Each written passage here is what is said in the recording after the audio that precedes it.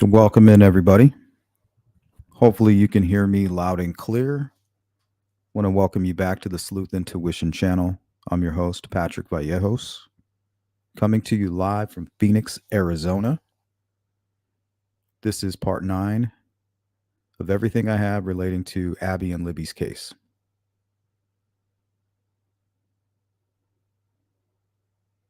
I think we left off, we were finishing up the random folders, all the random items. Now we're on random videos. I'll go through a few of these. I just don't want to waste a whole lot of time on this because the next file that we'll be opening is Richard Allen's. And we have a lot to go over. And we'll get going in just a few. What's up, Jari?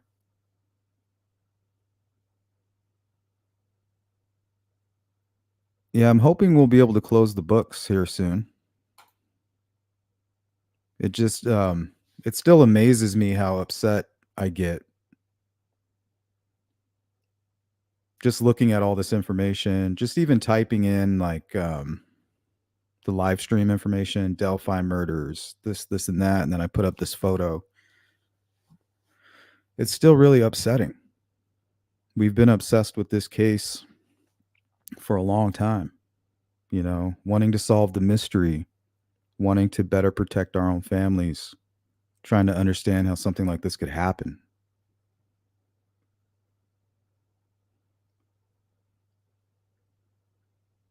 And it seems like every day it's still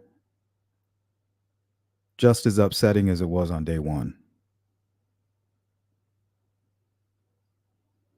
So hopefully for the family members who are affected by this, one day that'll all go away. At least that part of it. Will a conviction of Richard Allen bring some closure? That I don't know. The reason I cover true crime is because I don't want to ever find out. I never want to be in that position.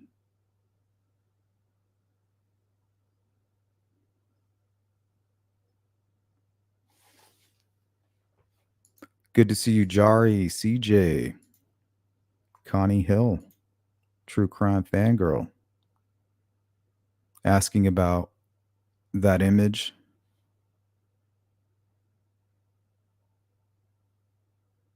No, that is not the corn crib.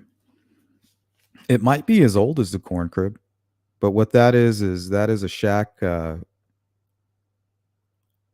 pretty close to the Wilson Bridge.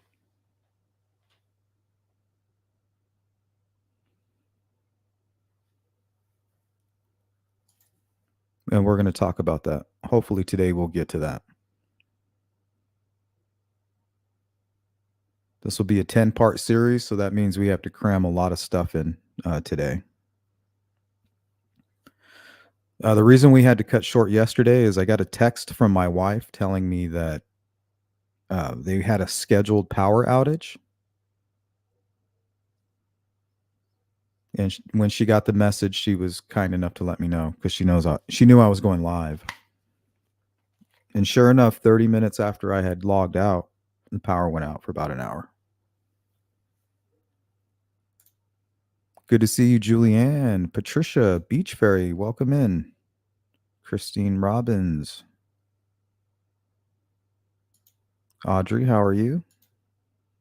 Thank you, Connie, for the feedback. David Lowry. Good to see you, Candace. What's up? Thank you, David. Candace says hi to everyone. Molly, good to see you. Michael, thanks a lot for doing these, man. I'm out here spraying lawns, thinking about this every day. Yeah, it affects us. Because imagine if this happened to you. Try to put yourself in that position. Like, I feel like I would turn into a piece of shit person. I doubt my courage and my strength in these types of situations. I feel like I would be at war with God, maybe.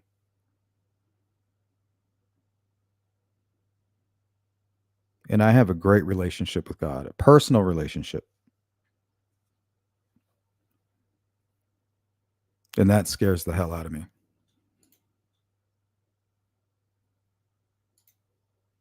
What's up, Jamie? Phil Bond, The Saint, Ruckus Rocks. A good live stream yesterday.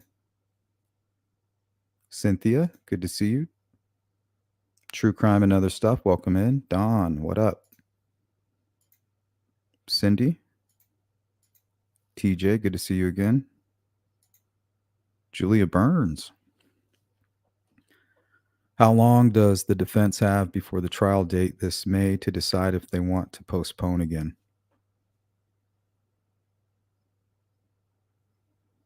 I think that's what they're doing right now. It's already happening.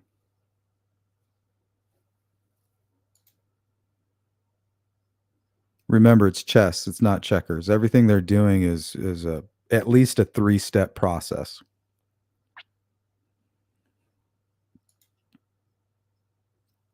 What you see today is all because of something they're trying to do next week. Night Shadow, Solar Chef Steph, Jim, good to see you guys. Willow Rain, enjoy your lunch. Shout out to all you folks in Indiana. I'm sure you're getting some good weather right now. Mustang.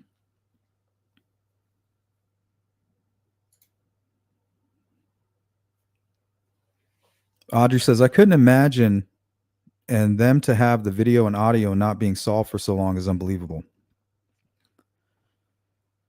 Really, those are the only notes that I put here. Let's read. Remember the frustration year after year with no arrest, hiding in plain sight. The very thing that kind of, I don't know, it's kind of like a magnet, right? Really, something that draws you into the Delphi case. You know, it's one of the most wicked things that you can imagine. There's just so much evil around it. And if Richard Allen is guilty for this crime, he has shown no remorse, not one bit of remorse. So everybody was like, well, it has to be corruption, right? It has to be corruption. Somebody is messing with the evidence. Law enforcement is involved in the crime. We all had this gut feeling that something was not right. There was just an evil component to this. And we were all drawn to it. The wicked people out there were just as drawn to it as all of you good folks. And we see that. We see it split right down the middle, even on YouTube. People have chosen that darker path, and those who have chosen to seek a positive vibration. I mean, you can see it. It's clear as day. Those who have eyes should be able to see it. But that's what it is right there, Audrey. You hit it right on the head. The reason that we never knew about Richard Allen, the reason that we could, all you Facebook lurkers, including myself, couldn't find him, but we found Brad Holder. We knew everything about Brad Holder. Everything. Because he was not hiding. You can say, oh, well, if you're hiding in plain sight, why you wouldn't get rid of your Facebook? Hell yeah, you would. That's the first thing you would get rid of, especially if you understood the power of social media. And if you've done your homework, you knew you got to get rid of that Facebook. And I think if Richard Allen's guilty, that's exactly what he did. He did his homework. And that water down there, down the hill, that's what was important. That's why he went down there. And that's why there's a confusion about the DNA.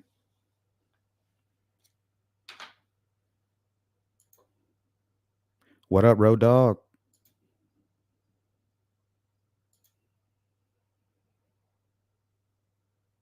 Indeed. What's up, Courtney?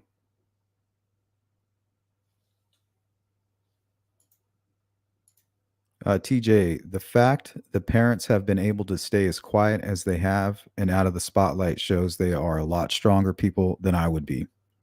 Well, they tried the whole let's get the word out, right? And then it became too much because you have people who have chosen that darker path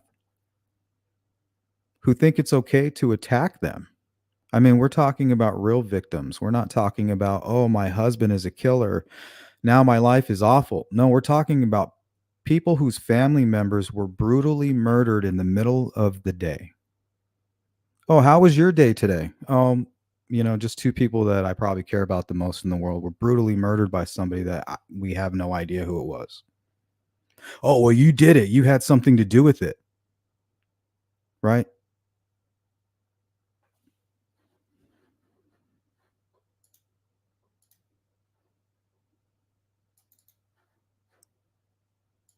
Let me share my screen and we'll get going.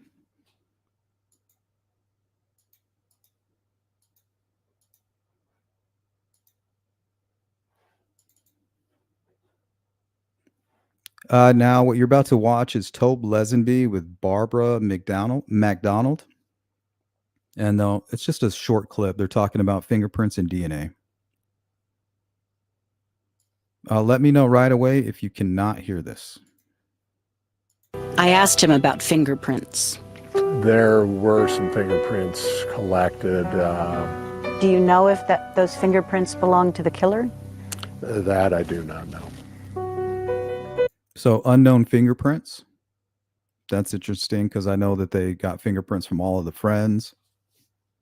So I don't know how that's playing in right now. Does that play into the well, we know Richard Allen is the bridge guy, but these fingerprints and this DNA doesn't belong to him.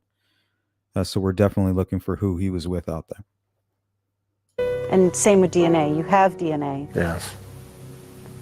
Do you have his DNA? Him, we don't know.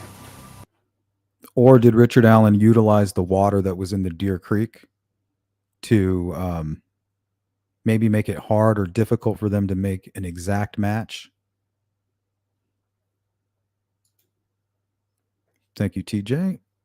Thank you, Beach Fairy. Good to see you.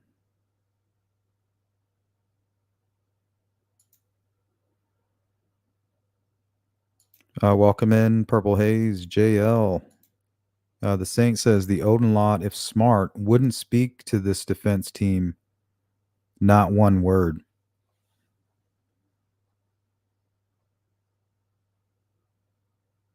I don't know. I'm curious. I wonder if the defense sent out some subpoenas to any of these gentlemen that they're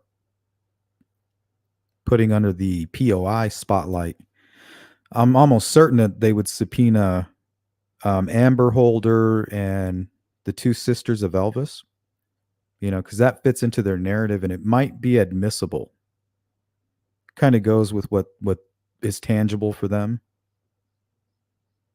Because a lot of this, if it doesn't relate to Richard Allen, in my opinion, I could be wrong. They're just not going to allow it into the courtroom. Doesn't make any sense. But like I said, I don't think they ever intended to go to court. And right now we can see them exploiting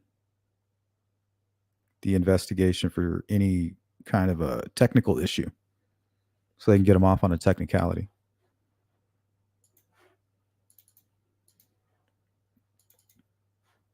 Six breaking news. Investigators now say this man is the main suspect in the murder of two Delphi teens. Okay, so this is the first time they put the bridge guy's image out. And notice the shot here is much wider. So I think what you have here on the right, let me remove the Saint's comment here. I think you have an elbow right here that's been photoshopped out. You see that? And it could just be blur, but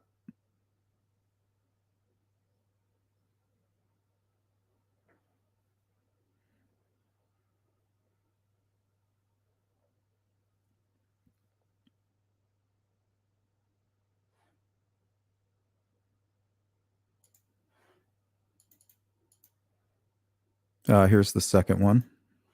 Breaking news tonight, a major development in Delphi.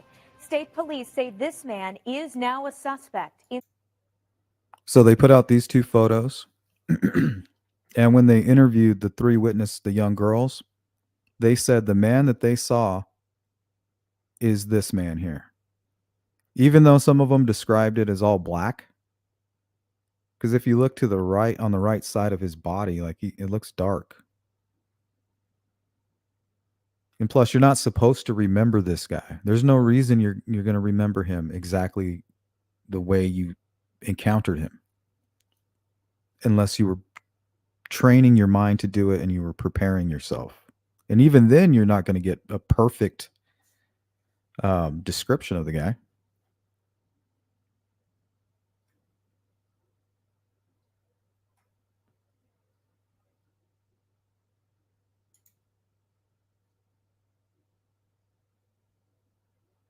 I'm going to try to, but I don't think there's going to be one. But I do have plans to go to Delphi. I have a family trip going out to Chicago, and then from there, I'll head to Delphi.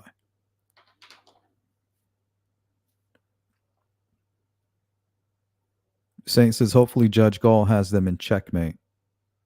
She shouldn't have anybody in checkmate. She should have that courtroom in checkmate. That's it. She's not part of the prosecution or, she's not taking sides. At least she better not be.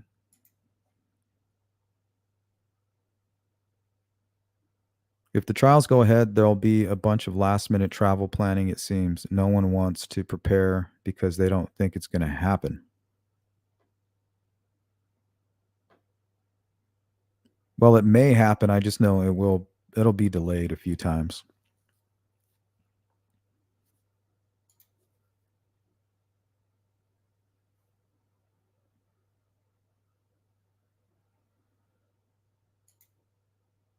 What's up, Brett? Good to see you. Sparky, what's up? Just James.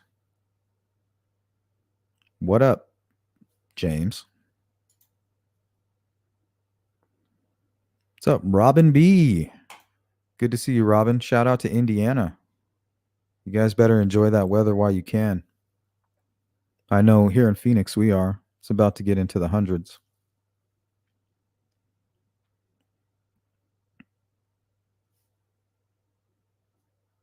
At least like 5 or 6 that I know of.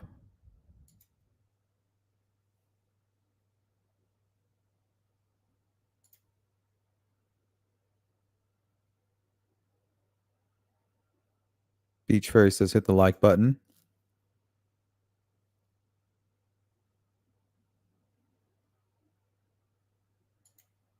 Good to see you, Purple.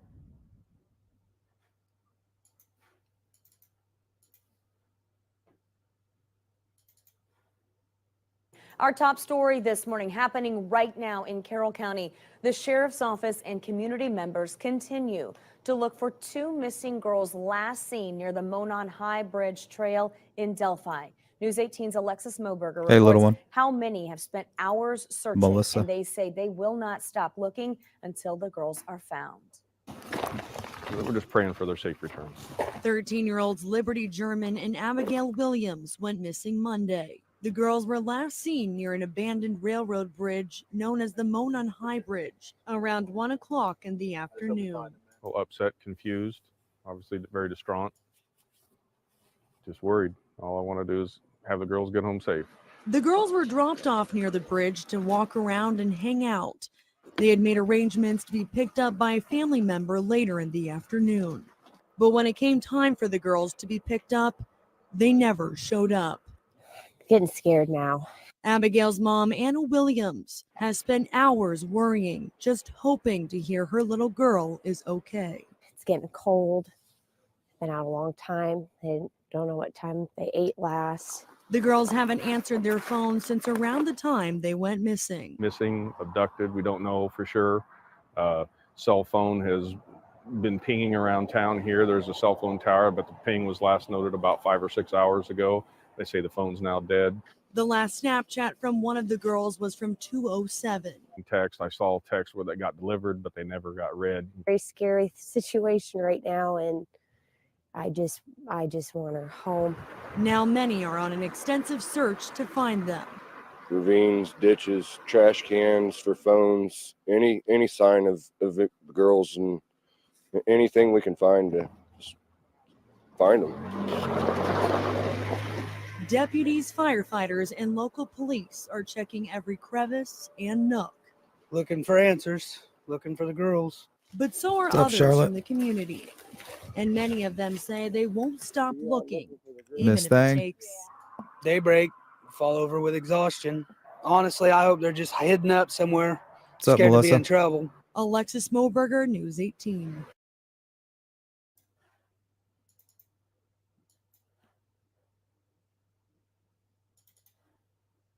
Of two Delphi, Indiana girls. One suspect, Richard Allen, is being held, but prosecutors for the very first time are admitting that someone else might be involved in the murders of Libby German and Abby Williams. Former FBI agent Ross Rice is with us this morning to help us analyze and better understand this case. Ross, good morning to you. Thanks for being with us. I want to start here with prosecutors wanting to keep the affidavit sealed. Now, normally they explain why someone was arrested.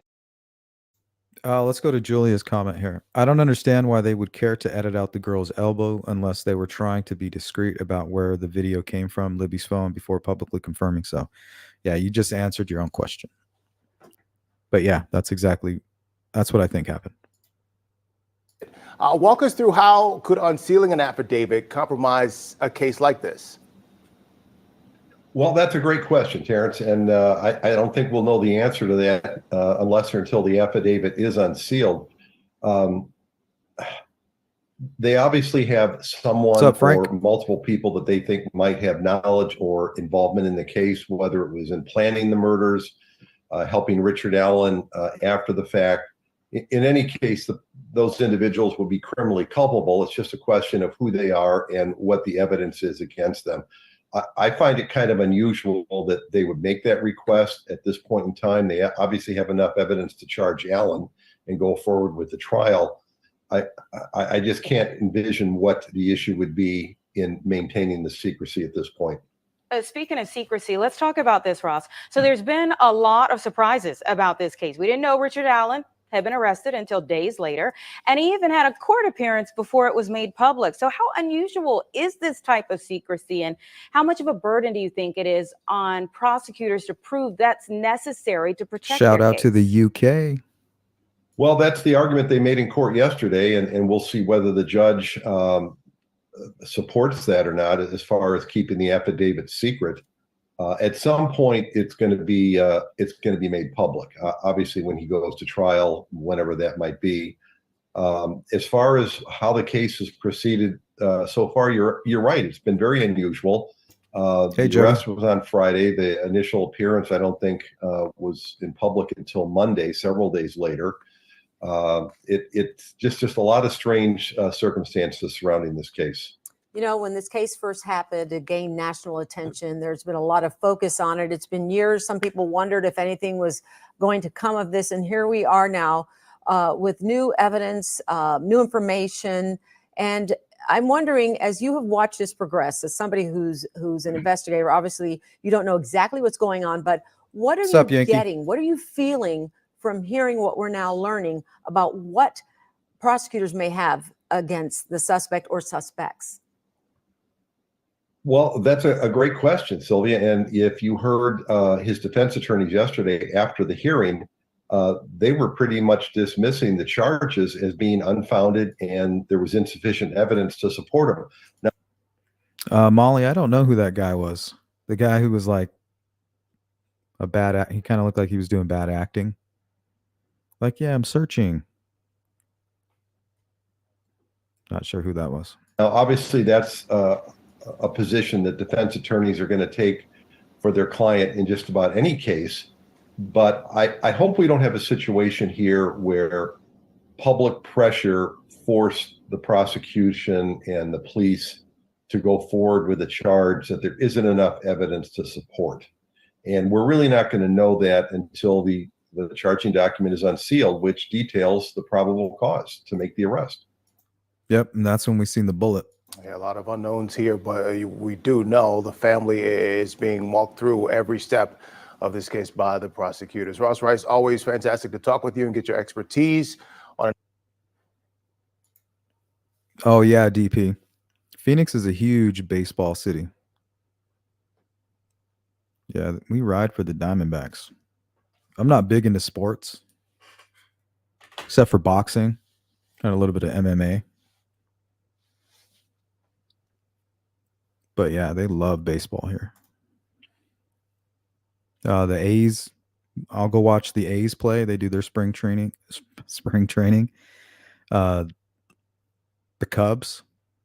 I had a baseball signed by Ryan Sandberg when I was a little kid. Don't know where that went. Thank you, Audrey. I appreciate that. Parapoliticos. Is Ron Logan? No, it's not. Maybe. Maybe he had something to do with it. There's no evidence of that, though, that I've seen.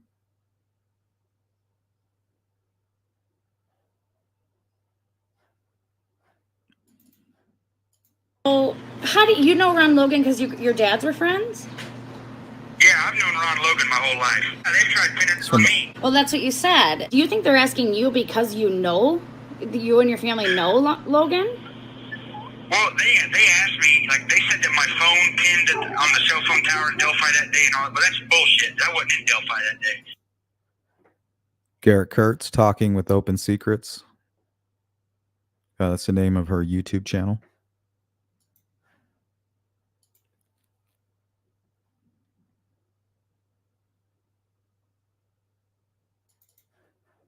We have an accomplice. As the suspect in the Down the Hill murder case makes his first court appearance, a prosecutor makes a stunning revelation.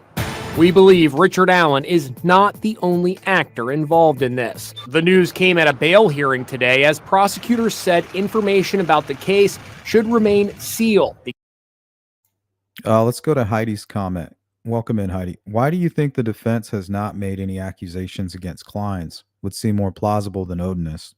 My gut says that it's because they were involved, and that would incriminate Richard Allen. It could be that.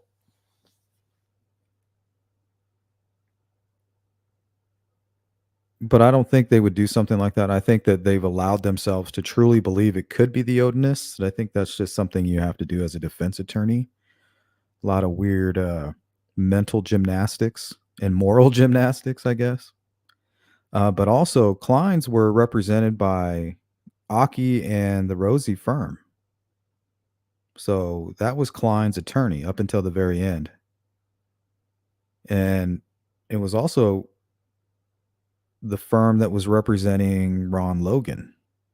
So if they were going to be crappy people and just throw out a false narrative to accuse people, that could be a good reason why they chose to go the Odinist route and not Keegan Klein or Ron Logan. Maybe a conflict of interest.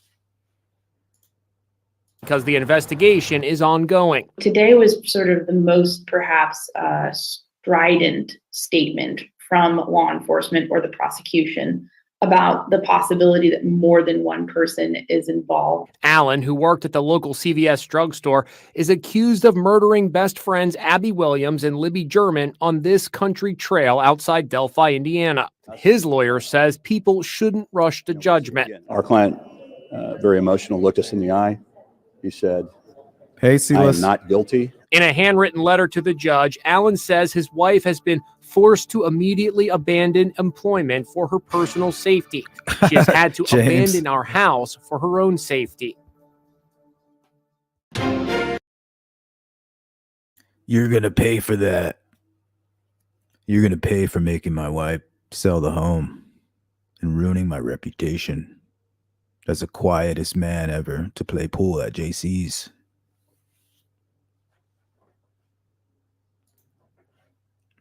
Wouldn't want to tarnish that reputation.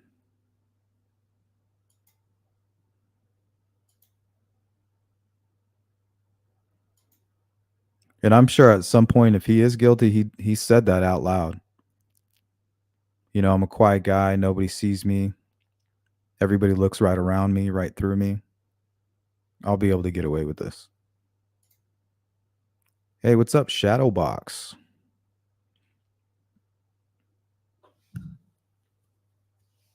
Keep your eyes on the road.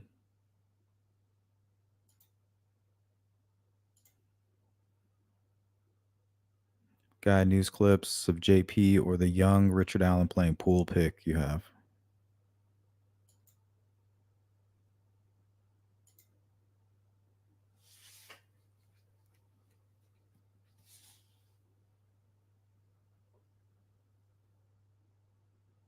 Yeah, I still think that the Kleins are involved or connected in some way.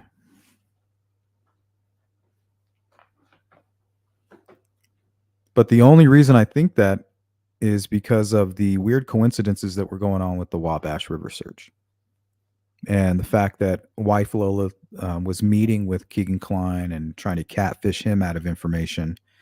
And there was talk of phones being thrown in the river right at that very time.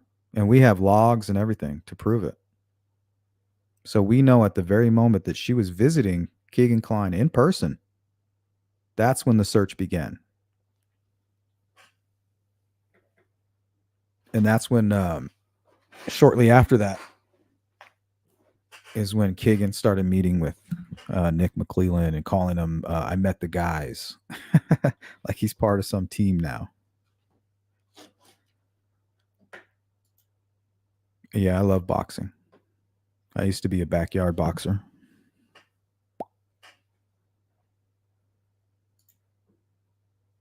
That's why when people call Richard Allen short, it tells me right away you've never been in like a street fight or in a physical altercation. Because I hate fighting short people. Short, stocky, low center of gravity. I'm usually the guy taking advantage of that. Especially when I played football too. I was a nose guard.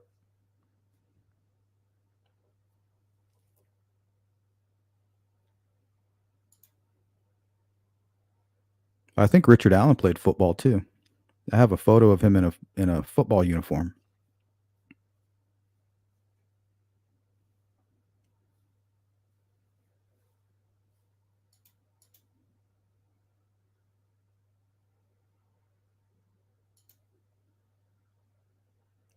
Just James. Hell yeah, the Cubs. Ernie Banks when I was a little kid. Look, we went to preseason training. I went with my friend from school and his dad. And his dad went up to Jose Canseco. This is a true story. Went up to Jose Canseco and asked him to sign a baseball. Like somehow we just crossed paths with him. He was walking out and we just bumped right into him. Hey, can you sign a ball? He said, for $25, I will. And I swear, these guys almost got into a fight. I'll never forget that.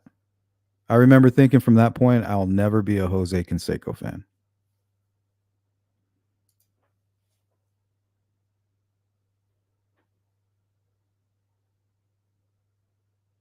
Julia, your open secrets. Actually, I think she might be in jail for a hit and run.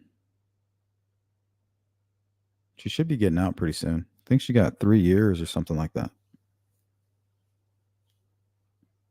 Something real serious. She talked about it. If you go to her channel, I think she talks about it on her last videos. So I don't know. Maybe she's getting out soon. I appreciate that, Corey.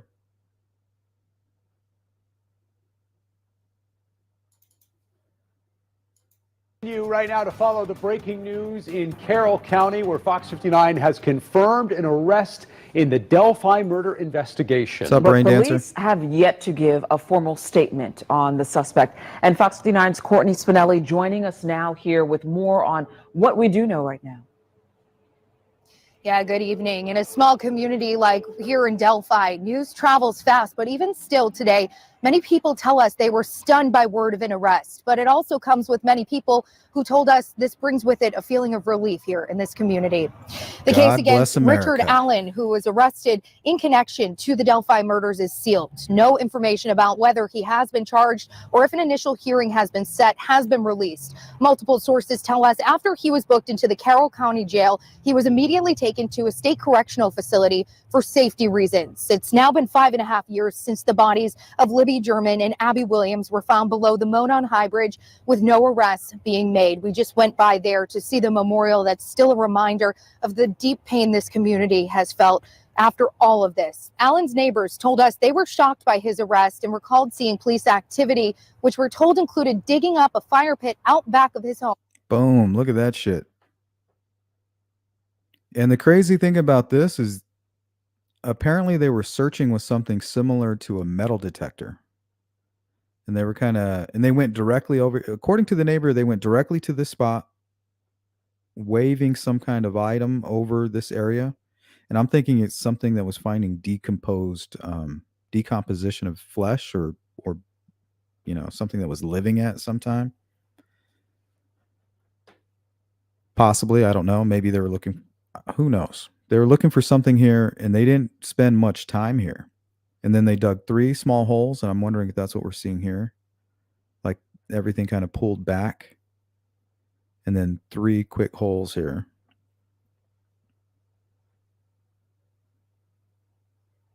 Looks like it may even been covered with some rocks. You see that?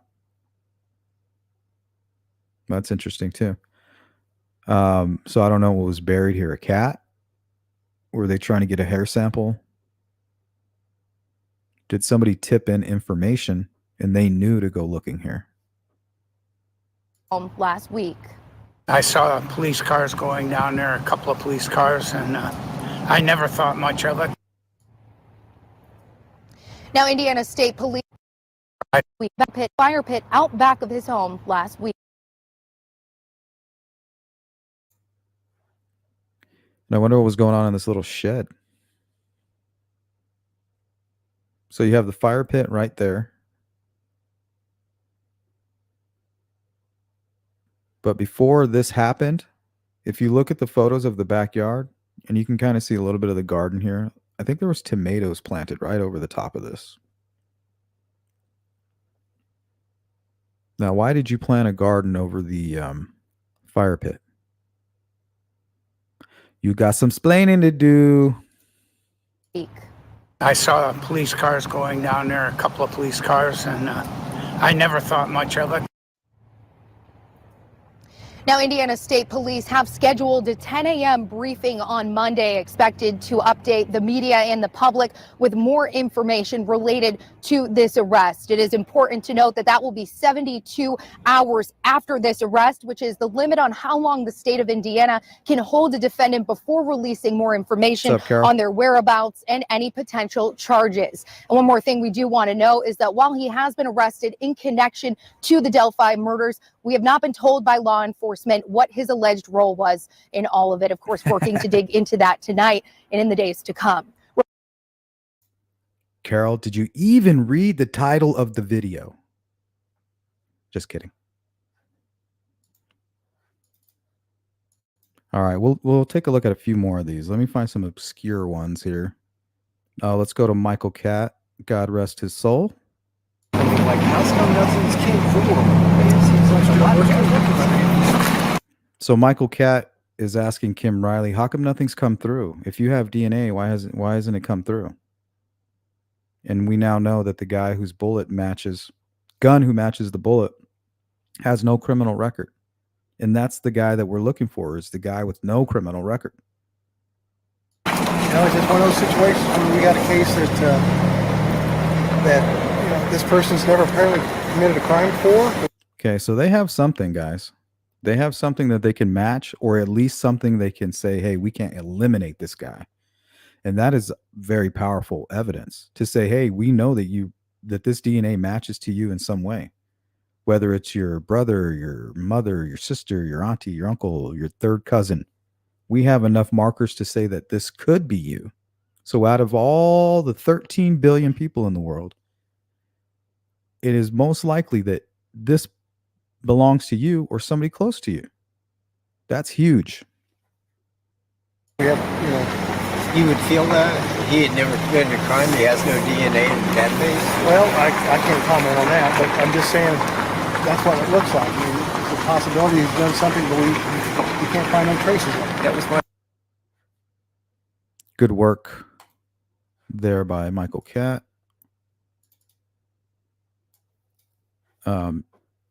Getting that piece of information.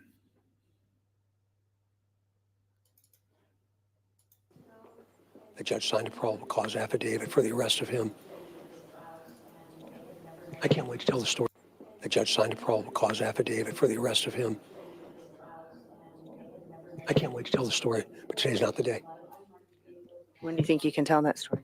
We're going to let the courts decide. In other words, let them decide when they can release that PC. Well, and then even then, remember, even then, when the PC is released, due process is still a piece of all this puzzle.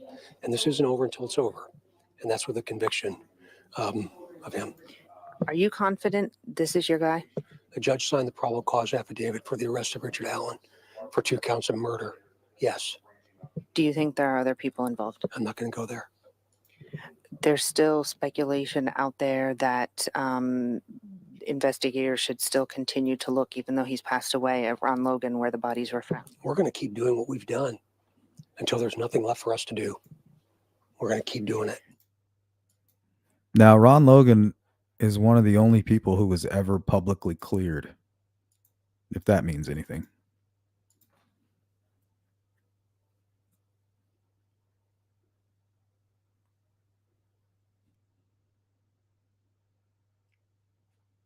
Here's another video of Garrett Kurtz saying that the Delphi murders were on tape. There were tapes of the murder.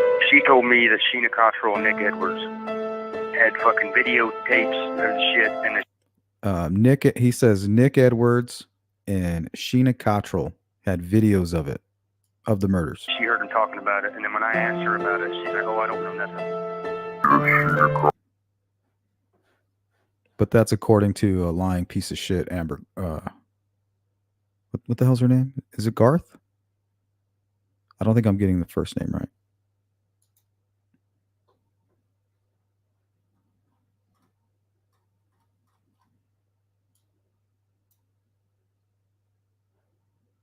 Let's see what else we got here.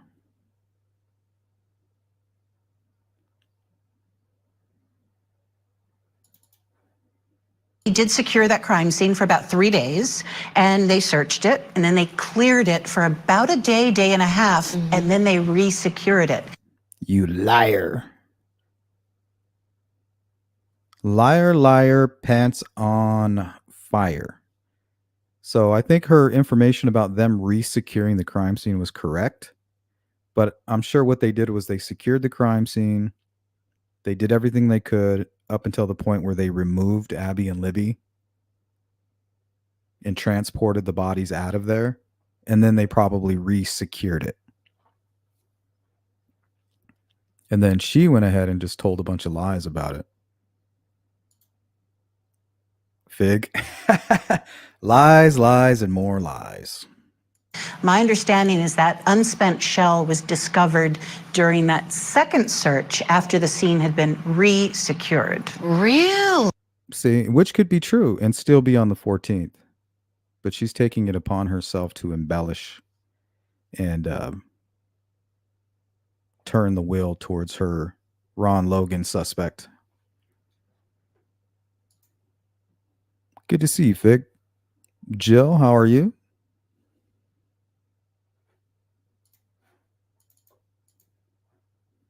See what else we got here. Here's Bill Libretto. This one cracks me up right here.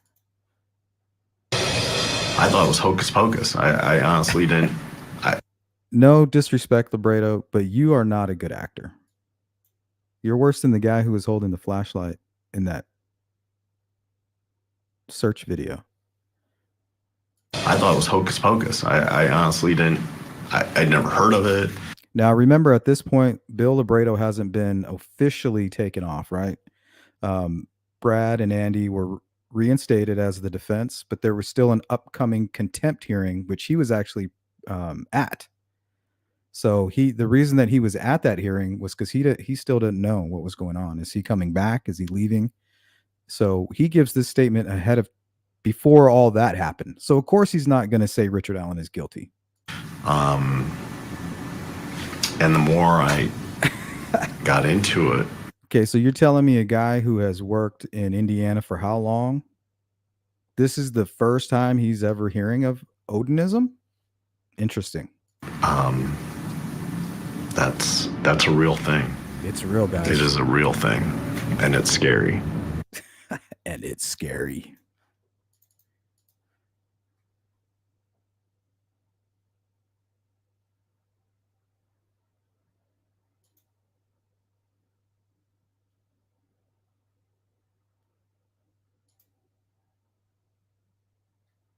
Seems that way. Well, what it is people get all this inside information, and she has a ton about Ron Logan. She's done a lot of investigative journalism. And to have that all thrown out, it could be upsetting. It could be hard to handle. Something that you thought was going to be this huge revelation. And then, boom, Richard Allen is arrested. And trust me, I don't think law enforcement were prepared to arrest Richard Allen. It was another routine search. Just another guy they have to follow up on, and they got something more than usual, right? Oh, shit. Okay, so somebody tipped this guy in, and it looks like he was on the trails. Look, we had a lost tip. Let's go interview him. Let's see what's going on. Oh, so you were there that day. Okay, damn. Well, we're going to have to take this information to a judge here. Don't go anywhere. We'll be, hang outside here with us. Technically, you're being detained, and we'll be back. We'll have a warrant here. They get the gun. Routine. They've done dozens of these. 2 weeks later, they get the match. The one piece to the puzzle that they've been waiting for. So they're not targeting Richard Allen. They're investigating a murder, and they got a hit. They did their job, and they found what they were looking for. Julia, she does have an agenda. It's a Ron Logan agenda. And I can see why she's upset. She's done really good work. I don't want to take that away from her. But at some point, you got to say, cut your losses and say, damn, I went down the wrong hole. I let my confirmation bias lead. That's why whenever I'm feeling kind of confused, I always go back and listen to Paul Holes talk. Because he's made all the mistakes too. That's the first thing he'll tell you is I made all the mistakes. But let me tell you how I fixed it. And I found a program that works.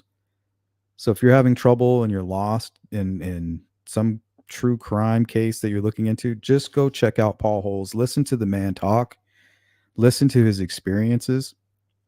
And listen to him tell the story how he solved one of the most important cold cases in history. Just listen to the man, and he'll kind of help you get out of that. Help me. See less stingy.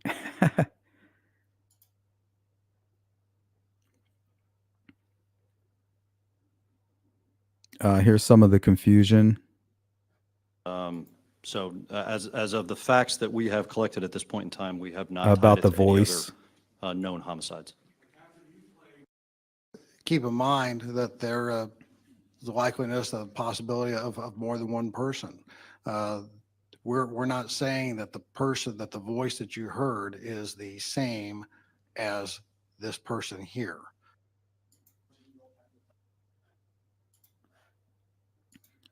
And then in this presser, they changed that. By city building.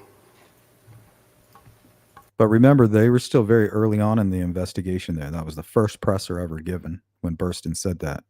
Now, this is in 2019 after some new information came forward. We are releasing additional portions of the audio recording from that day.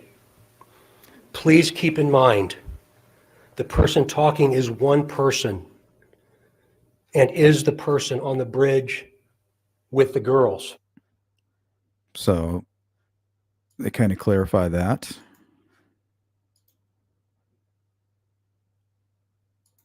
Here's Dan McCain walking. And McCain is encouraging anyone who is interested to come to the park on Monday, Wednesday, or Friday. I always thought he kind of walked like the bridge guy. Or wait, is that Dave or Dan? I can't remember. Dave? I think it's Dave. He's encouraging anyone who is interested to come to the... And McCain is encouraging... No, Dan. And McCain is encouraging anyone who is interested to come to the park on Monday, Wednesday, or Friday from 8 until noon to see how the... So he's the shorter brother.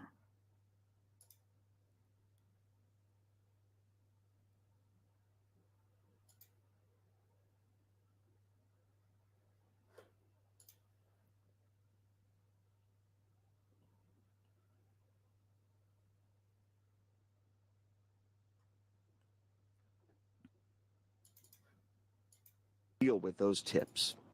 Friday evening, state police hurry into the cemetery, returning to the crime scene.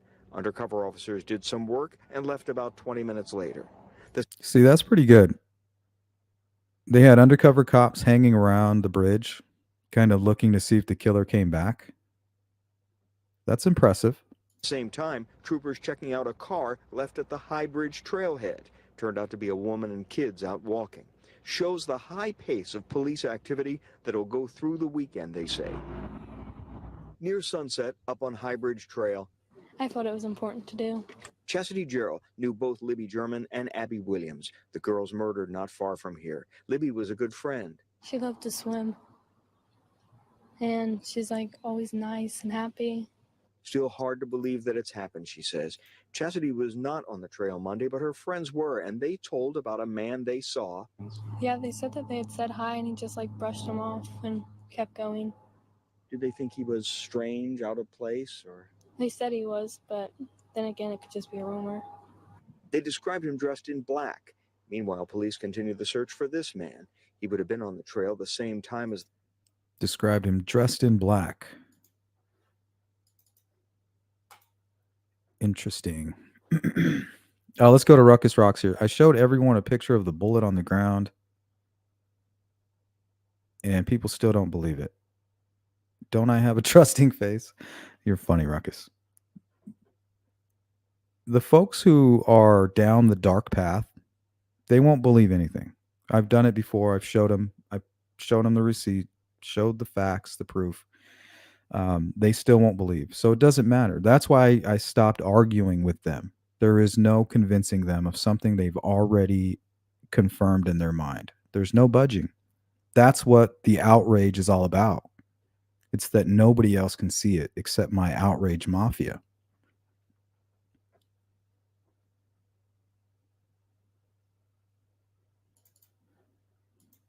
General Todd Rokita spent part of his day in Greater Lafayette today, and Mr. Rokita, thanks so much for coming in. Have you been keeping up on the Richard Allen case?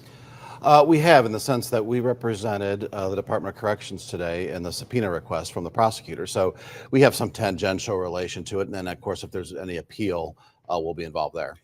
Are you aware of today's news? The prosecutors say he made multiple confessions while he was up at Westville. I hadn't followed it exactly today, but, the prosecution's very good. And we have full faith and credit in them. And I just know that in the subpoena process that he's going to be staying at the correctional facility and not going back to county jail. Yeah, and you represented the DOC. So how does that work? What was your office's work?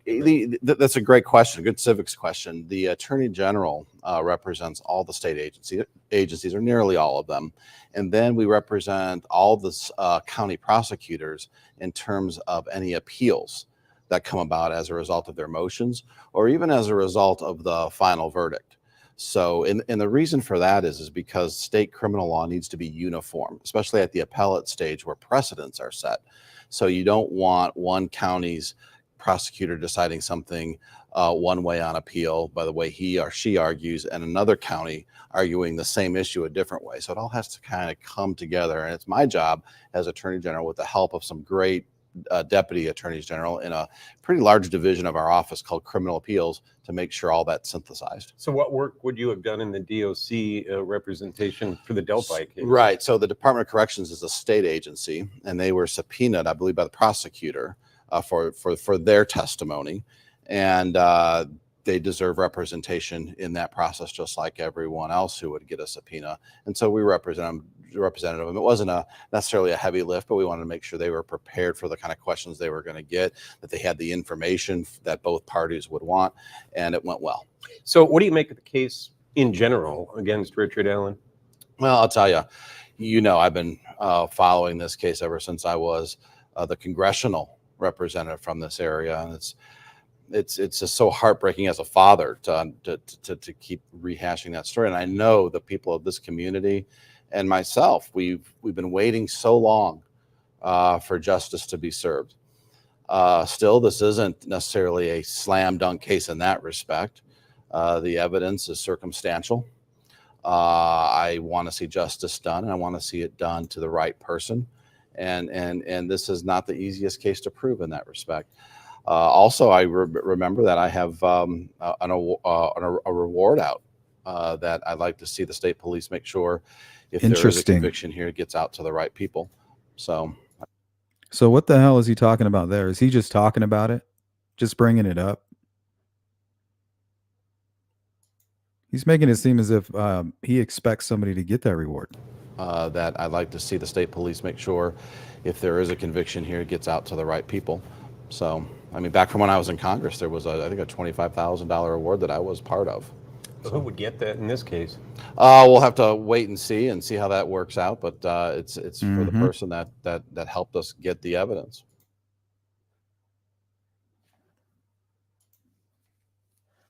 Very interesting. May not be anything.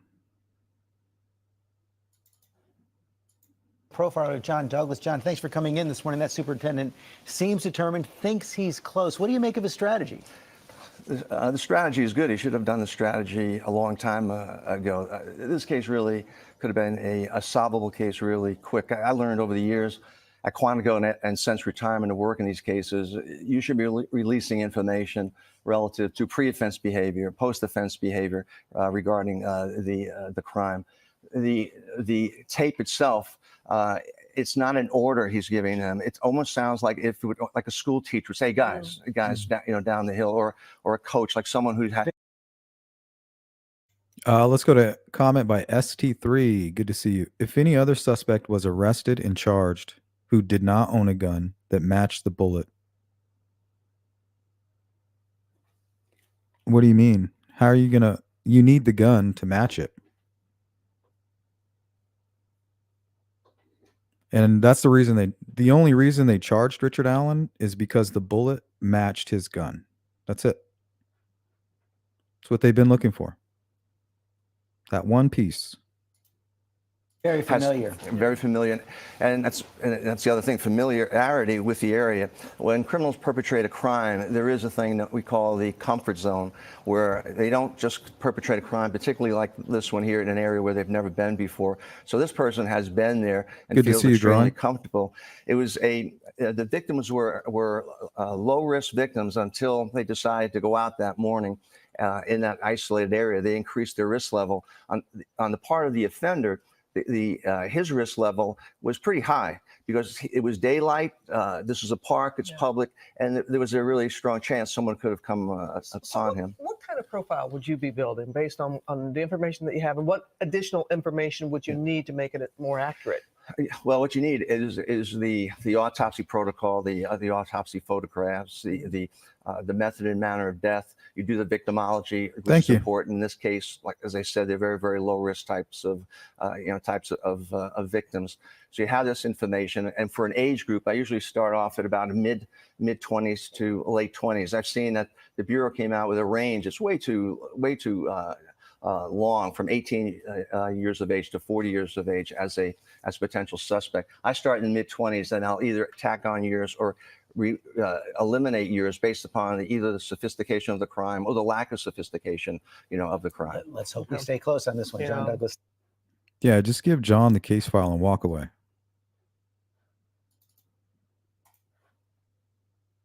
No, don't say anything. Just give him the case file and walk away.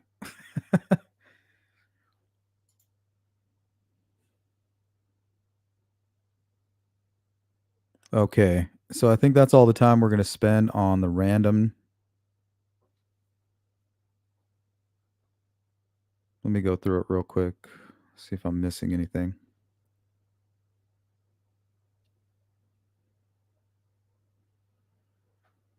Okay, before we get into the Richard Allen file here, or the folder that I have on him, we'll watch here a little video I put together called The Catalyst. This video is not intended to accuse anyone. This is my own theory put together with case facts, my own investigative findings, and lots of speculation. In 2016, Richard Allen had to deal with some difficult situations. His daughter got engaged and moved in with her fiance, and his wife Kathy's brother John passed away due to complications from a motorcycle accident. It is uncertain whether any problems arose in Rick and Kathy's relationship now that they are living together as a couple at this point instead of a trio. He now has a father's financial burden of a wedding and a wife who has checked out emotionally over the loss of her brother John. 3.5 months after his daughter moved out, Rick's brother-in-law, Johnny Boy Walker, passed away.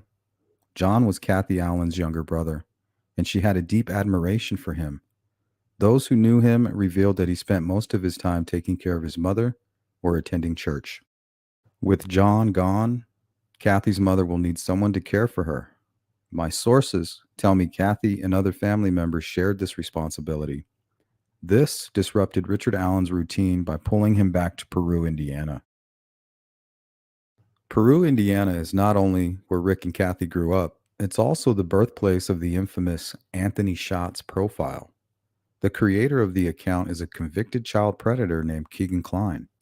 Keegan Kline's arrest affidavit states that the profile was created on July 14, 2016. Keegan was living with his father right up the street from Kathy Allen's childhood home when he began communicating with underage girls with the Catfish profile. My local sources tell me Keegan Kline's mother, who just like Richard Allen is from Mexico, Indiana, and was friends with Kathy Allen. I was told Keegan Kline's father, Tony, hung out with Kathy Allen when they were in their 20s. Another source told me they believe it would be impossible for Richard Allen not to know Tony Kline. I was told they hung out on 2nd Street in Peru, Indiana, not far from Kathy's childhood home. According to Kathy Allen's December Facebook post, she seemed to be falling into a depression over the loss of her brother John. With 2016 coming to a close and the murder of Abby and Libby not far off into the future, Richard Allen, for the first time in a long time, has the freedom to make some bad decisions. Kathy posted to Facebook that somebody hacked into her brother's Facebook account after he passed away, calling this person a monster. Local sources tell me that after Johnny passed away, somebody hacked into his account and was contacting women and underage girls. With his daughter out of the house and his wife occupied with helping her mother, this gives room for Rick to rekindle old friendships. I was provided a copy of John Walker's certificate of death. From this, we learned the location where Richard and Kathy Allen would be staying on and off while caring for Kathy's mother in Peru. If you draw a circle or perimeter around where Richard Allen was staying in Peru and another circle around where Keegan Kline was living, the circles overlap exactly where the Wabash River search took place. The circles represent the anchor points of each household or likely range of daily movement. Johnny Boy crossed the very bridge they searched under on his way home from work the night he crashed his motorcycle. He would also cross that same bridge, leaving the Kline home and going to the house where Rick and Kathy were taking care of Kathy's mom. So, were they searching a river near the Kline home or searching a river near the Allen home? Or both? With Richard Allen and Keegan Kline now existing in the same hemisphere, it is possible they linked up or Richard Allen got close enough to access the Anthony Shots profile.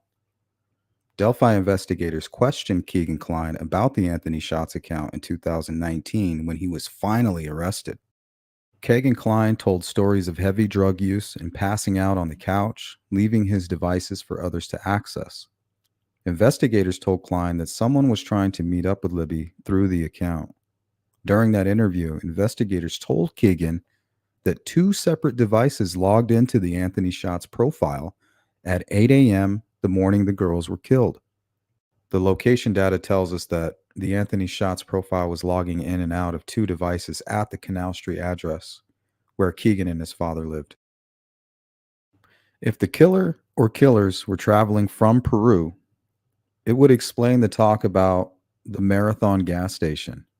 When you travel, you need gas, and Richard Allen would have most likely offered up as a suggestion the gas station he sees the most, which would be the Marathon gas station just around the corner from his home.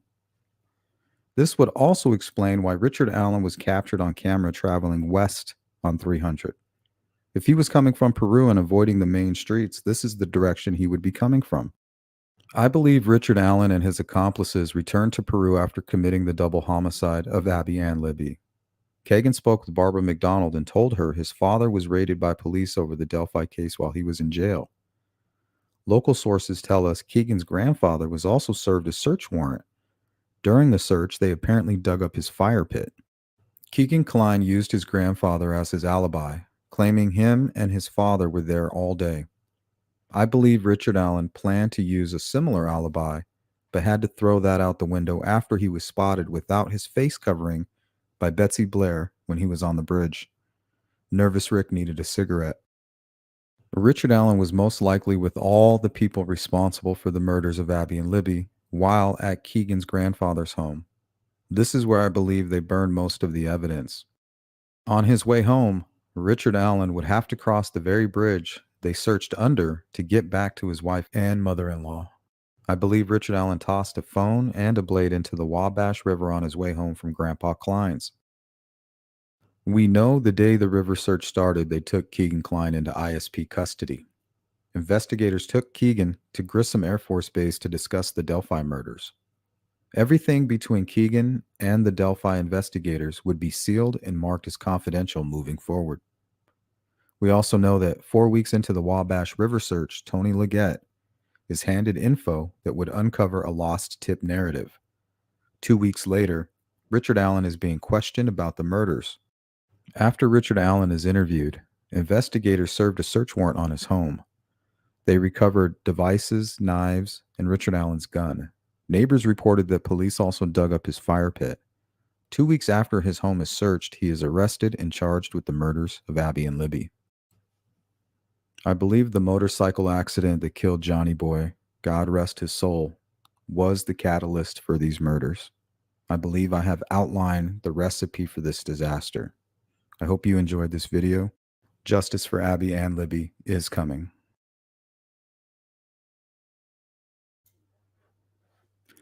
Alrighty, let's go ahead and open the Richard Allen folder. So we're going to have one marked amended charges, the fire pit, Richard Allen's attorneys, Richard Allen caught on camera. We might not spend a whole lot of time on the Richard Allen docs. We've all seen that. Richard Allen / Kathy Allen's Facebook. PCA.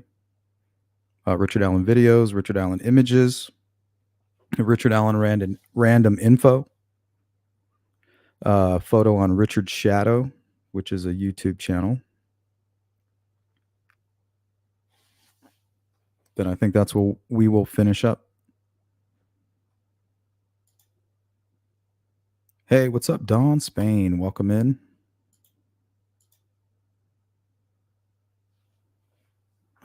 Yeah, I saw a video from, who was it, Turbo? But I haven't run across any of that information yet. That could be on some of her own work.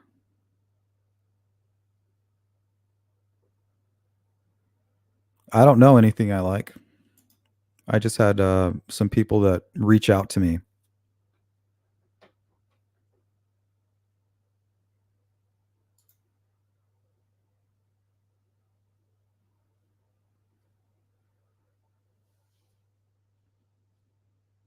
That's the only one I know of, Molly. We have wife Lilith visiting Keegan right before the Wabash River search. I mean, constantly, boom. She's convincing him that they're going to get married. She's going to bail him out. And then he's going to go ahead and confess his role and give up everything he knows. Well, at some point, something was provided through text messaging, and there were hackers involved. and a phone was tossed into the river. So they could have been searching for that, running one angle that had nothing to do with Richard Allen, and that didn't turn up anything, right? But thank God the other part of this that they were chasing down with Richard Allen did pan out. It could be unrelated. I just don't believe that. Do I know for sure? No. Carol, Dan Doolin's really a reliable source. I don't know. Maybe we don't know the full story about that yet. I'm not going to drag him across the coals yet. Same goes for Doug Carter with his, I can't wait to tell you the whole story. Well, when this is all said and done, we're going to sit down and we're going to listen with our fingers behind our ears, you know, when you point it forward like Bob Dole. Or no, Ross Perot, sorry. Not Bob Dole. Bob Dole is the one that's Bob Dole. Bob Dole. Always talking in the third person. Ross Perot is the guy with the big ears. Talks like this. You see?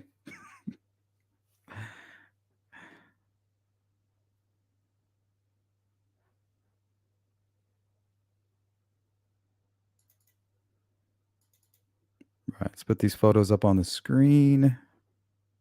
Hopefully we can get through this in 45 minutes.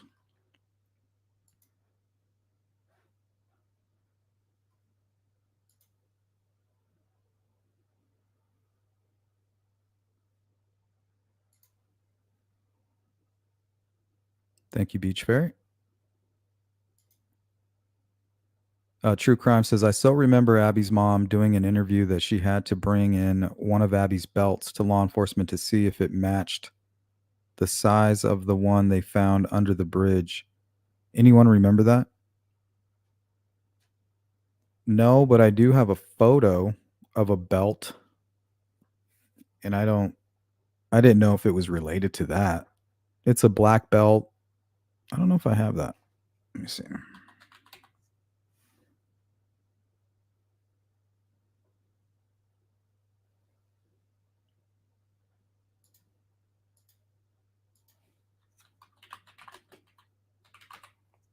I don't know if this is the one you're talking about. Let's see. Nope, that's from Rex Heuermann.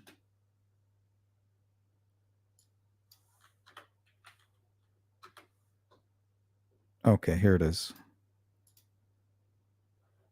This one's titled Belt Lilith Photo. So I must have screen grabbed this from something she posted on her site. But this is the only thing that comes to mind. That does, I mean, it looks like Delphi.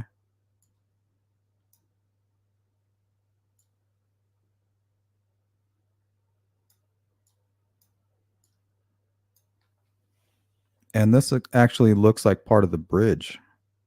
It doesn't look like fallen tree wood. Looks like one of the trestles.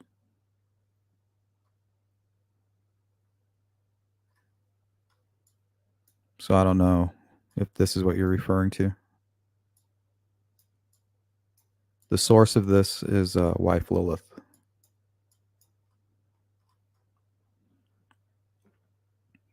So it could be related, could be unrelated.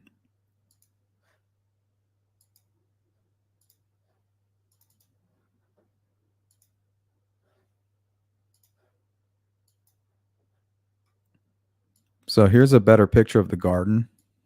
You see that? Oh, those kind of look like strawberries to me.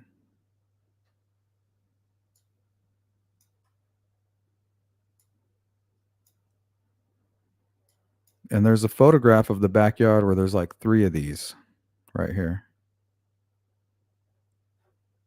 And in this photo, one of these photos, you can see one has been removed and pushed to the side. Maybe it was in a video.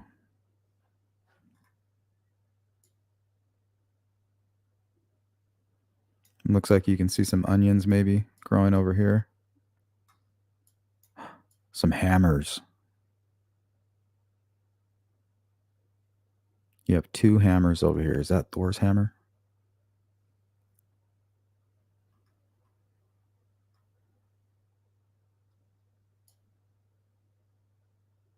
Hiking stick.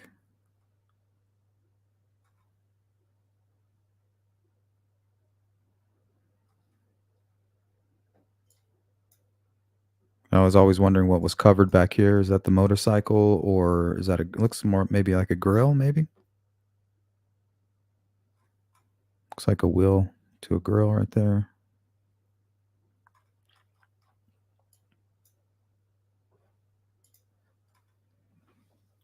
And then magically, bam, it turns back into a fire pit.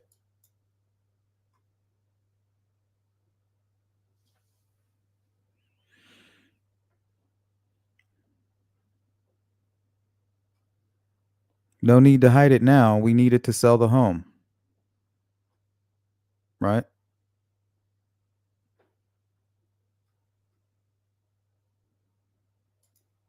Bob Ross. Oh, here's another one. So here's another view.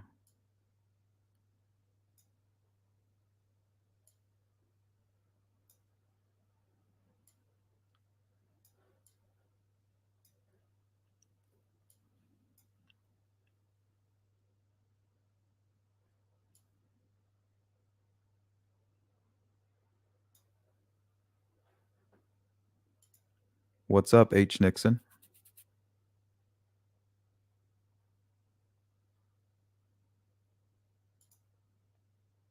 Thank you, Frank. And I'll talk with you about that a little bit later.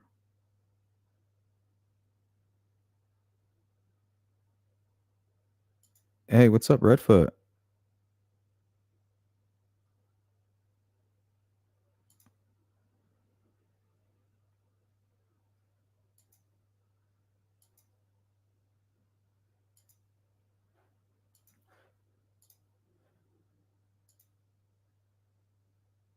All right, let's go over to Richard Allen's attorneys here.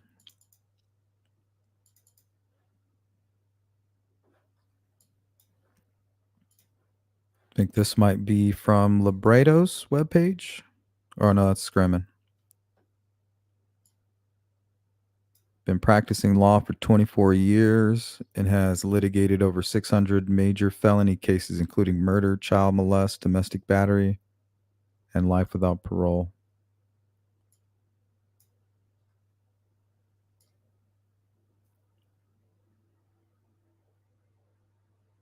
Five separate bar exams for Indiana alone. Jeez. Highly capable people. And here's Libretto's website. And he was a public defender, too, for a while. That's why he's Facebook friends with Judge Gohl.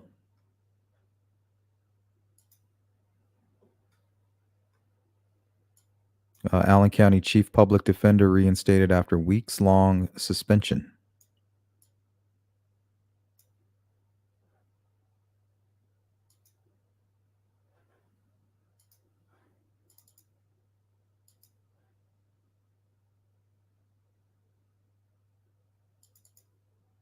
First heard the news that 3 died, 20-year-old the crime Right to use that as an act. is that 3 young black men had been gunned down by a white man. What was your thought process? Why? You know, just why? That's the president of the local NAACP speaking with our Corinne Rose today about a tragedy in the fort that has folks asking tonight, was it a hate crime? Good evening. We're glad you're here tonight. I'm Tom Powell. And I'm Linda Jackson. Some people in our community and beyond are calling last week's shootings a hate crime, but as Corinne explains, Indiana does not have a hate crime law. It's a case that's captured the community's attention. 3 young black men gunned down last week at a gas station at East State and Hobson. Hours later, police arrested this man, 32-year-old Joseph Bassard, saying security video showed him having an argument with the 3, then leaving and coming back 2 minutes later to repeatedly fire into their car. 19-year-olds Andy Reddick and Josh Cooper died. 20-year-old Jalen Rice remains hospitalized after 3 surgeries and losing a kidney. However, a community leader says just because a white man allegedly gunned down 3 black men doesn't necessarily make it a hate crime. I know everyone thinking this is a hate crime, but in Indiana, We failed to have a hate crime bill. As president of the Fort Wayne NAACP, Larry Gist helped lobby the state legislature a few years ago to pass hate crime legislation. While someone can be prosecuted at the federal level for a hate crime, Indiana remains one of 5 states not to have a hate crime law. However, the prosecutor can argue at a defendant's sentencing that the crime was committed because of a specific motivation, and that would be an aggravating factor in the case. Allen County's chief public defender says in his 22 years of criminal defense work, he's never seen a case where that's been a factor, but he says it could certainly happen. If the prosecutor believes that the motive for the crime or the crime was committed based on a particular race, religion, disability, whatever it may be, then if they can convince the judge that that's why the crime was committed, then the judge has every right to use that as an aggravating factor. Gist says the gas station case is still in the early stages. Anyone that knows the NAACP, we let them do their initial investigation. And then at the final results, if it's not to our satisfaction, then, we move it to the next level.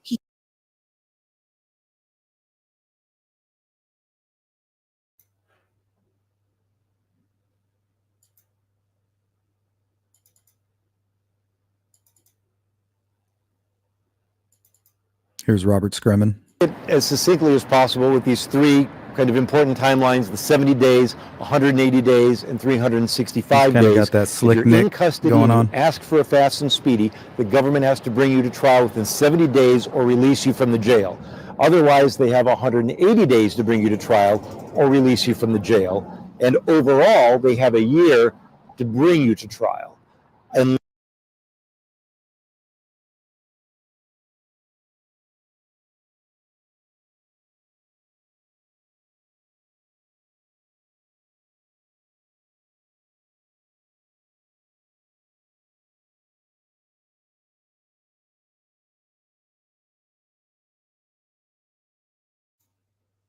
I found these photos while investigating the CVS property owner.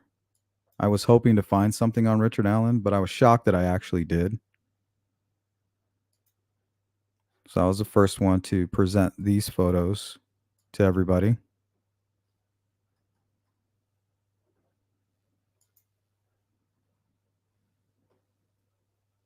So the property management company, I'm not sure if it was the company that built this property or they still own the property and CVS is kind of leasing it from them or renting, which I think might be going on. These photos are from their website. SAB is the name of the company.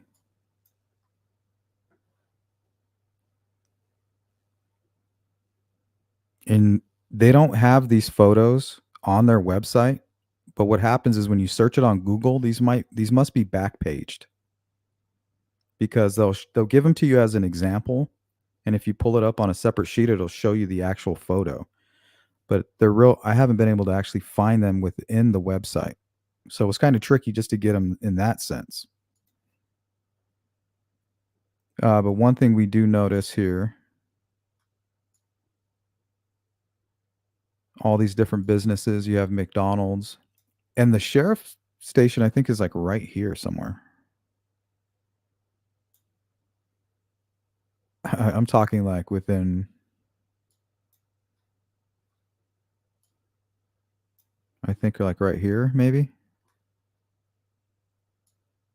Somewhere in this area.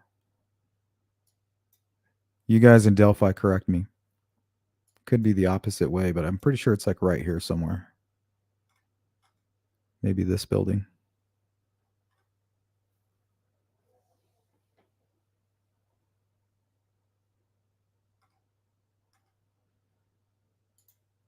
But yeah, check this out. I was like, let's zoom in on this little guy. And who did we have here? Richard Allen looking so different than he did on December the 16th. He's got a big old belly. Real short hair. I'm sure he's always kept it short, but not this short. And a big old beard. Almost looks like Derek German. I wonder if that's why he was doing it. Or if that's just like a style around there. shave everything and then just let the goatee grow.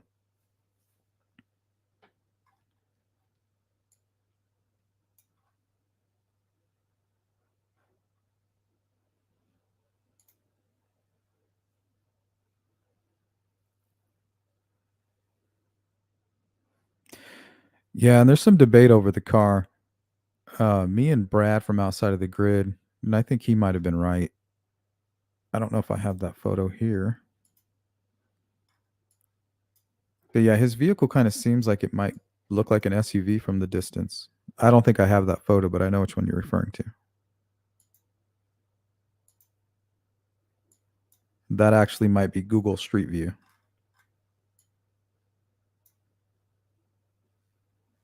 But here's one that is backed in. Might be him.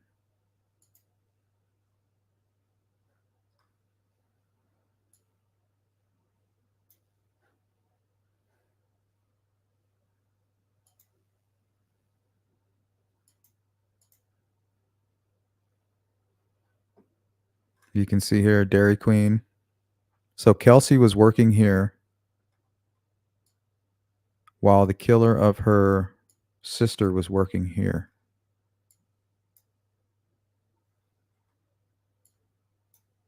Is that where he saw them?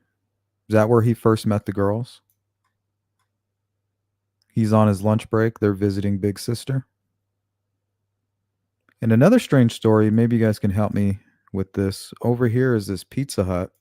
Oops. Now you can actually, the historic trails begin right here, and there's a small bridge just back here. And I keep hearing that somebody who dated Shane Evans took their own life there. I don't know a whole lot about that story.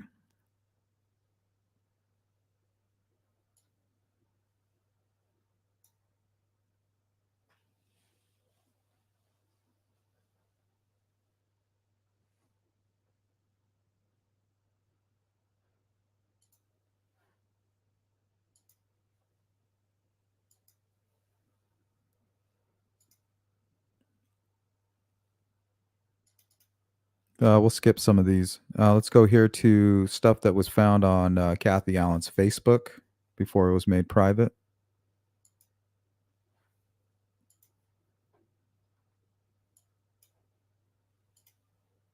Some places they visited. Looks like in 2018 they went to Tennessee. And this might be when they closed down, right? September 13th.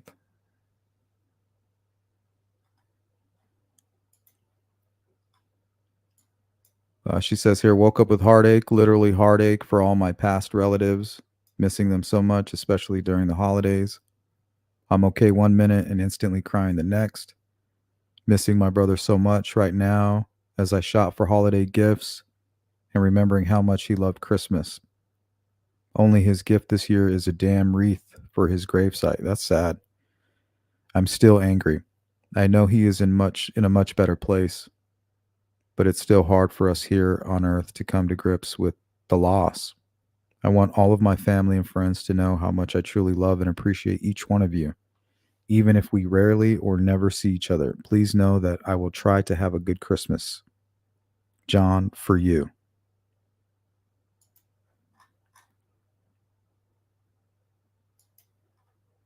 All right. This is from December 11th, 2016.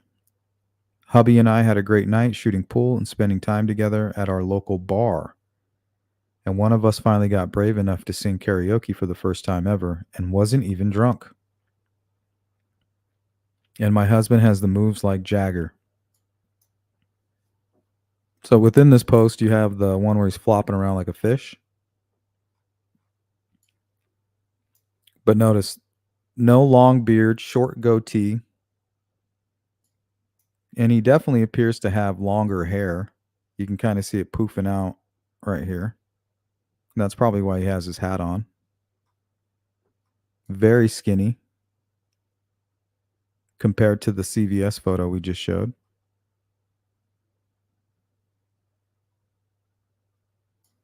Remember, Greg Massa of the FBI told us, we're looking for somebody who changed a whole lot after the crime.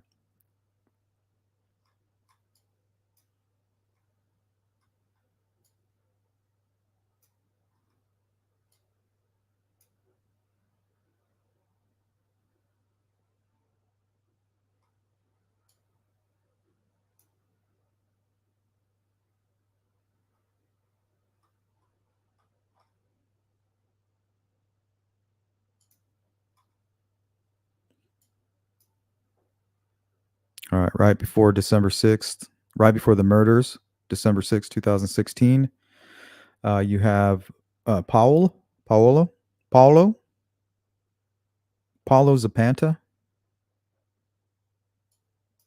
and I think that's the daughter's husband. But I don't know, maybe he thought this shit was weird because this video is really creepy. He was doing something, there was a cat. He was wearing the blue jacket, had a big knife in his hand, and then a brown holster-looking item on the ground.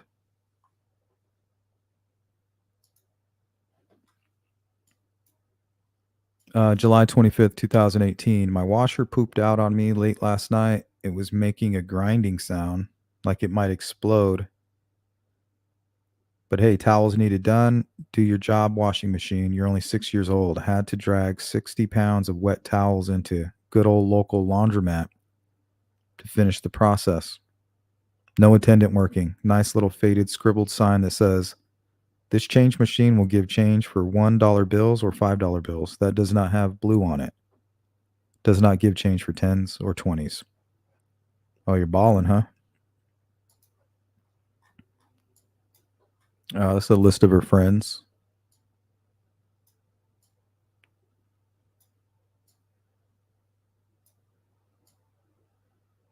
We all remember Dan Howard. He's the guy that said that Richard Allen was the bridge guy and had already come forward. His pool buddy.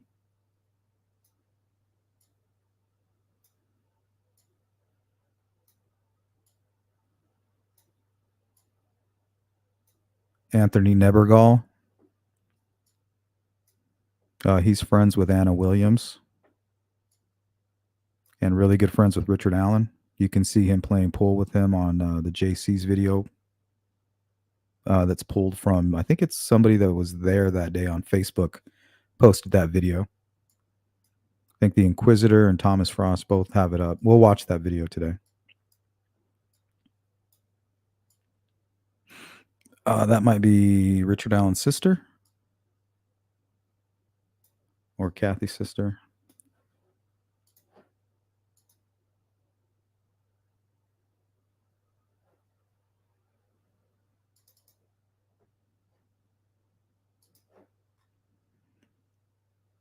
December 6, 2016. I want to let all friends and family of my late brother John that I am working on getting his Facebook account memorialized. Yesterday was very upsetting for a lot of us, and I still don't understand what was going on with his account. Hopefully this will fix it. If it has been hacked, it has been hacked by a monster of a person or persons right before the murders.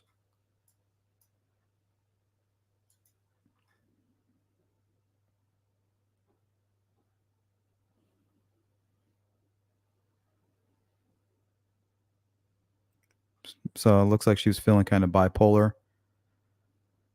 Was that having an effect on Richard Allen?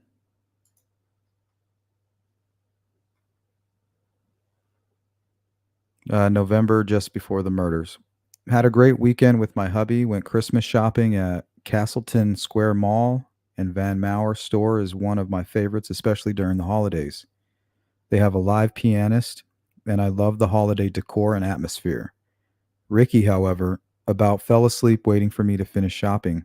Then I stalked him out in the parking lot, waiting in our car. Had a great 25th anniversary dinner at Ruth's Chris and Carmel. Best steak ever.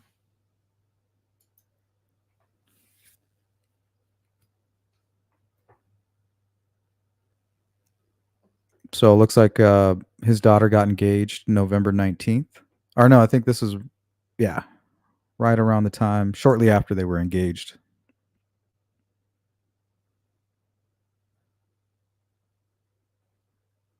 When Paulo first approached me on Messenger in January of this year, he was the one for our sweet baby girl, and the way her eyes would light up.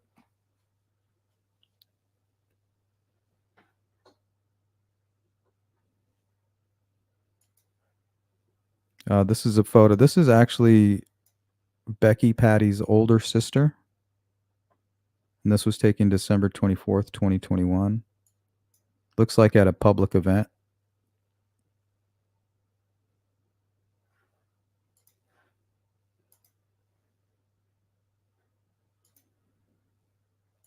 All right, let's get into the probable cause affidavit.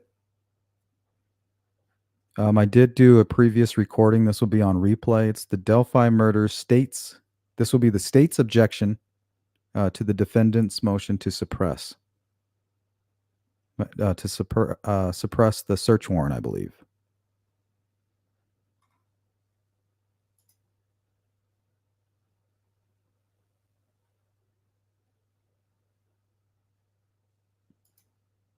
Bob Ross. We'll just we'll mix the two together. Bob Dole and Ross Perot together. We got Bob Ross. Good one, Julia. Pretty good. Candace says, kind of sounds like he was lonely and reached out on Facebook for a connection. Maybe something she didn't get at home. Well, I mean, we've heard plenty of rumors, but they're too kind of weird to mention without any facts, any factual evidence backing that up. So, but yeah, we've heard a lot of strange things that might have been going on.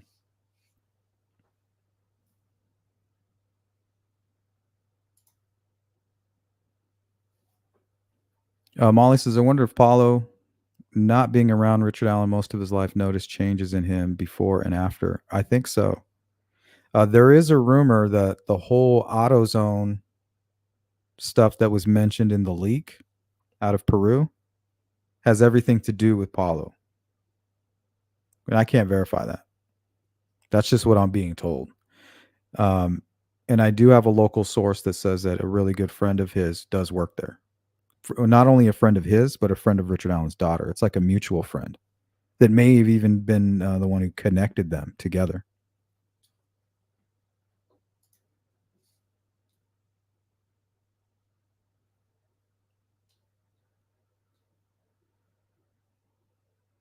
Curious One says, in one of Marv's lives, they said Kathy signed the girl's funeral visitation book with her maiden name. I would tell him to prove it.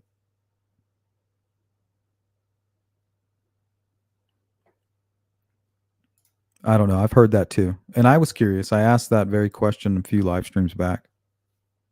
But you would have to show it to me.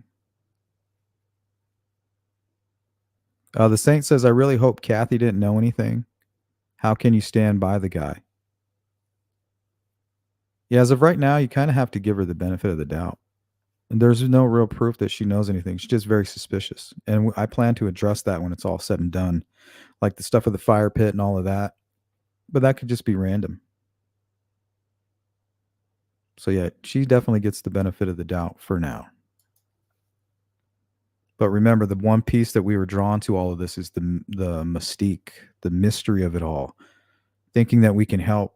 But really what you are sensing was somebody withholding information. Now, I don't know if that has to do with, it could be law enforcement corruption.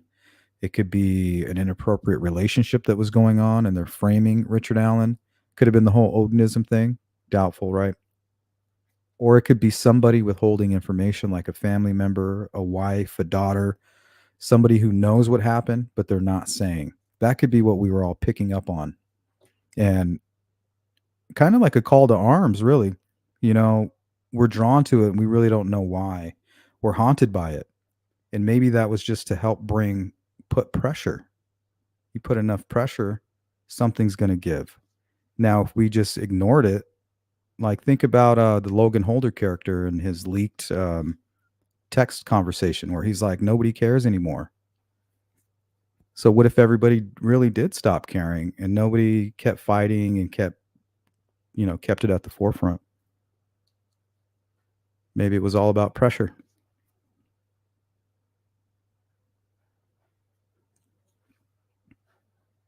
All right, so this will be state's objection to defendant's motion to suppress. So they're going to give all their reasons why they're objecting to the defense's request to throw out the search warrant, and then they're going to go ahead and give an updated and unredacted version of the PCA. State's objection to defendant's motion to suppress. Now comes the state of Indiana by prosecuting attorney Nicholas C. McClelland, and respectfully objects to the defendant's motion to suppress and would ask the court to deny the same, and in support of said motion states the following. That on May 19th, 2023, the defendant filed a motion to suppress the evidence seized as a result of a search warrant executed on the home of the defendant on October 13th, 2022. 2. That the defense alleges that the search warrant was unreasonable under the Indiana and federal constitution and that it lacked probable cause, that it failed to establish that the items to be seized were in the residence or could be expected to be in the residence, that the affidavit failed to provide particular information that particular items related to a particular crime would be found in the home, and that the affidavit failed to connect generic items to actual items that were possibly used in the crime. 3. That in September 2022, while reviewing the evidence in the investigation into the murders of Abigail Williams and Liberty German, investigators discovered an interview that was done with Richard Allen in 2017 by Indiana Conservation Officer Dan Doolin. 4. That in the 2017 interview, Richard Allen admitted being on the trail the day that Abigail Williams and Liberty German went missing. 5. That he stated that he was on the trail between 1:30 p.m. and 3:30 p.m., and that while he was on the trail, he was using his phone. 6. That on October 13th, 2022, investigators invited Richard Allen and his wife Kathy Allen to speak to them and follow up on that interview done in 2017. 7. That both Richard Allen and Kathy Allen came to the interview on their own on October 13th, 2022, were not under arrest, and were free to leave the interview at any time. 8. The investigators learned from those interviews that Richard Allen reaffirmed that he was in fact on the trails that day that Abby Williams and Liberty German went missing, and further admitted to being on the High Bridge. That he also told investigators that he was wearing blue jeans and a blue or black Carhartt jacket with the hood, and that he was wearing a head covering. That was 9. 10. That further, Richard stated that he did own guns and that the guns were in his home. 11. That investigators learned from Kathy that Richard Allen still had guns and knives in the home, along with the blue Carhartt jacket. 12.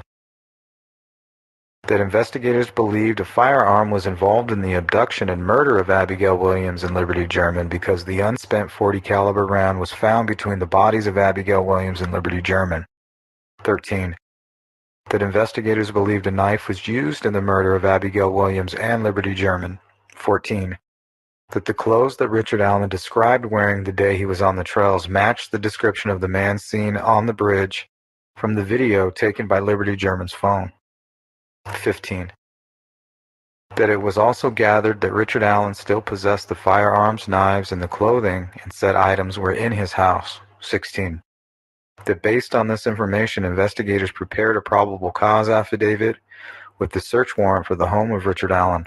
So it's all routine stuff, right?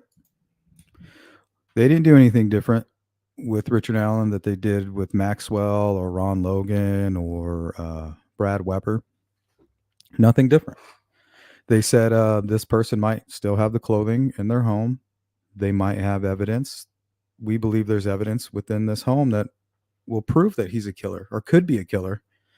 We don't know. 17. That the probable cause affidavit covers all the information that law enforcement had gathered in the investigation up until October 13th, 2022. 18. that investigators applied for the search warrant on October 13th, 2022, and the same was granted that day by Carroll County Circuit Court Judge Benjamin Diener, herein attached as State Exhibit 1. 19. Investigators went to the residence of defendant located at 1967 North Whiteman Drive, Delphi, Indiana, knocked on the door and executed the search warrant around 5 p.m. on October 13th, 2022, and the search warrant was complete around 7:09 p.m. 20. The defendant and his wife were asked to be out of the residence while the search warrant was executed, but were allowed back in the residence immediately afterwards. 21. Investigators found several items in the residence, including firearms and electronic devices, all of which is outlined in the search warrant. Return attached herein as State's Exhibit 2. That on Monday, February 13th, 2017, at approximately 1:50 p.m., Abigail and Liberty German were dropped off by a family member at the Monon High Bridge Trail off of County Road 300 North. On Tuesday, February 14th, 2017, at approximately 12:17 p.m., the girls were found deceased. Their bodies were located in the woods northeast of the Monon High Bridge. Autopsies of the girls ruled their deaths as a homicide, and their wounds were caused by a sharp object. Investigators located Liberty German's iPhone 6S under her body at the scene and were able to recover a video approximately 43 seconds in length, captured at 2:13 p.m. on February 13th, 2017. The video depicts Abby walking on the Monon High Bridge towards Liberty, while a male subject wearing a dark jacket and jeans walks behind her. Near the end of the video, the man is heard in the video telling the girls down the hill. Through further investigation of the location of the bodies, investigators also located a .40 caliber unspent round. They also determined that the articles of clothing from the girls were missing from the scene, including a pair of underwear and a sock. Through the investigation, there were interviews done with 3 of the 4 girls that were on the trails that day. The girls observed a male on the trails on February 13th, 2017 that matched the description of the male on the video recorded by Liberty German. The 3 girls identified as RV, BW, and AS encountered this male near the bench east of the Freedom Bridge. The girls were on the trail and were walking towards the Freedom Bridge to go home. The male they encountered was walking from the Freedom Bridge towards the Monon High Bridge. One of the girls, identified as AS, described the male as an older man walking on the trails as they were leaving, and she described him as kind of creepy. In a text from Anna to KB, AS described the man as wearing like blue jeans, like really light blue jacket, his hair was gray, maybe a little brown, and he did not really show his face. Investigator Steve Mullen and Brent Ingram interviewed AS, and she described the male as wearing a blue jacket and light blue faded blue jeans. The jacket was a canvas duck type jacket. RV was also in the group of 4 girls, and she said that she said hi to the man and he just glared at them. She recalled him being in all black and had something covering his mouth. RV recalled telling her sister that someone was in a grumpy mood. She went on to describe him as not very tall and bigger build. She said that he was not bigger than 5'10". RV went on to say in an interview that he was wearing a black hoodie, black jeans, and black boots. She said that he had his hands in his pockets. An interview was conducted in 2020 of BW. She was able to show investigators a picture that she took on her phone of the Monon High Bridge with the timestamp of 12:43 p.m. Eastern Standard Time. BW showed investigators another picture she took at the bench just east of the Freedom Bridge when they were leaving at 1:26 p.m. Eastern Standard Time. BW stated after she took the picture at the bench, they started walking back towards the Freedom Bridge. BW stated that's when they walked past the man that matched the description of the individual in the picture. Detective Liggett believes the picture that she was referring to is the picture law enforcement released of the man on the bridge, taken from the video Liberty captured on her cell phone on the day of the murders. BW described the man as wearing a blue or black windbreaker jacket. She stated the jacket had a collar and he had his hood up from the clothing underneath the jacket. BW advised he was wearing baggy jeans and was taller than her. She stated her head came up to approximately his shoulder. BW said RV he said hi to the man and he said nothing back. BW described the man as walking with a purpose, like he knew where he was going. BW also stated the man had his hands in his pockets and kept his head down. She didn't get a good look at his face, but believed he was a white male. As the girls left, they crossed the Freedom Bridge and the railroad bridge over Old SR 25. And an individual by the name of Betsy Blair was returning to the trails to finish her walk. Betsy Blair is seen on the video at Hoosier Harvest Store on 300 North, traveling eastbound on the trailhead to park at 1:46 actual time. Blair saw the girls walking above and she went under the railroad bridge. On September 21st, 2022, Detective Liggett was provided a tip narrative from Orion Den C 000074-01 to review. It was from the DNR Lieutenant Dan Doolin. The narrative was as follows. Mr. Allen was on the trail between 1:30 and 3:30. He parked at the old Farm Bureau building and walked to the new Freedom Bridge. While at the Freedom Bridge, he saw 3 females and noted one was taller and had brown or black hair. He did not remember the description, nor did he speak with them. He walked from the Freedom Bridge to the High Bridge. He did not see anybody, although he stated he was watching a stock ticker on his phone as he walked. He stated there were vehicles parked at the High Bridge Trail, however, did not pay attention to them. He did not take any photos or video. His cell phone did not list an IMEI, but did have the following: MEID-256 691 463 100 153 495 and MEID HEX -990024 702 5797. Potential follow-up information. Who were the 3 girls walking in the area of the Freedom Bridge?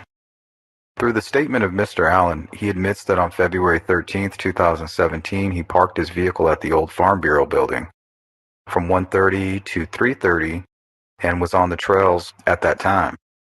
There is no old Farm Bureau building anywhere close to the trails or bridges.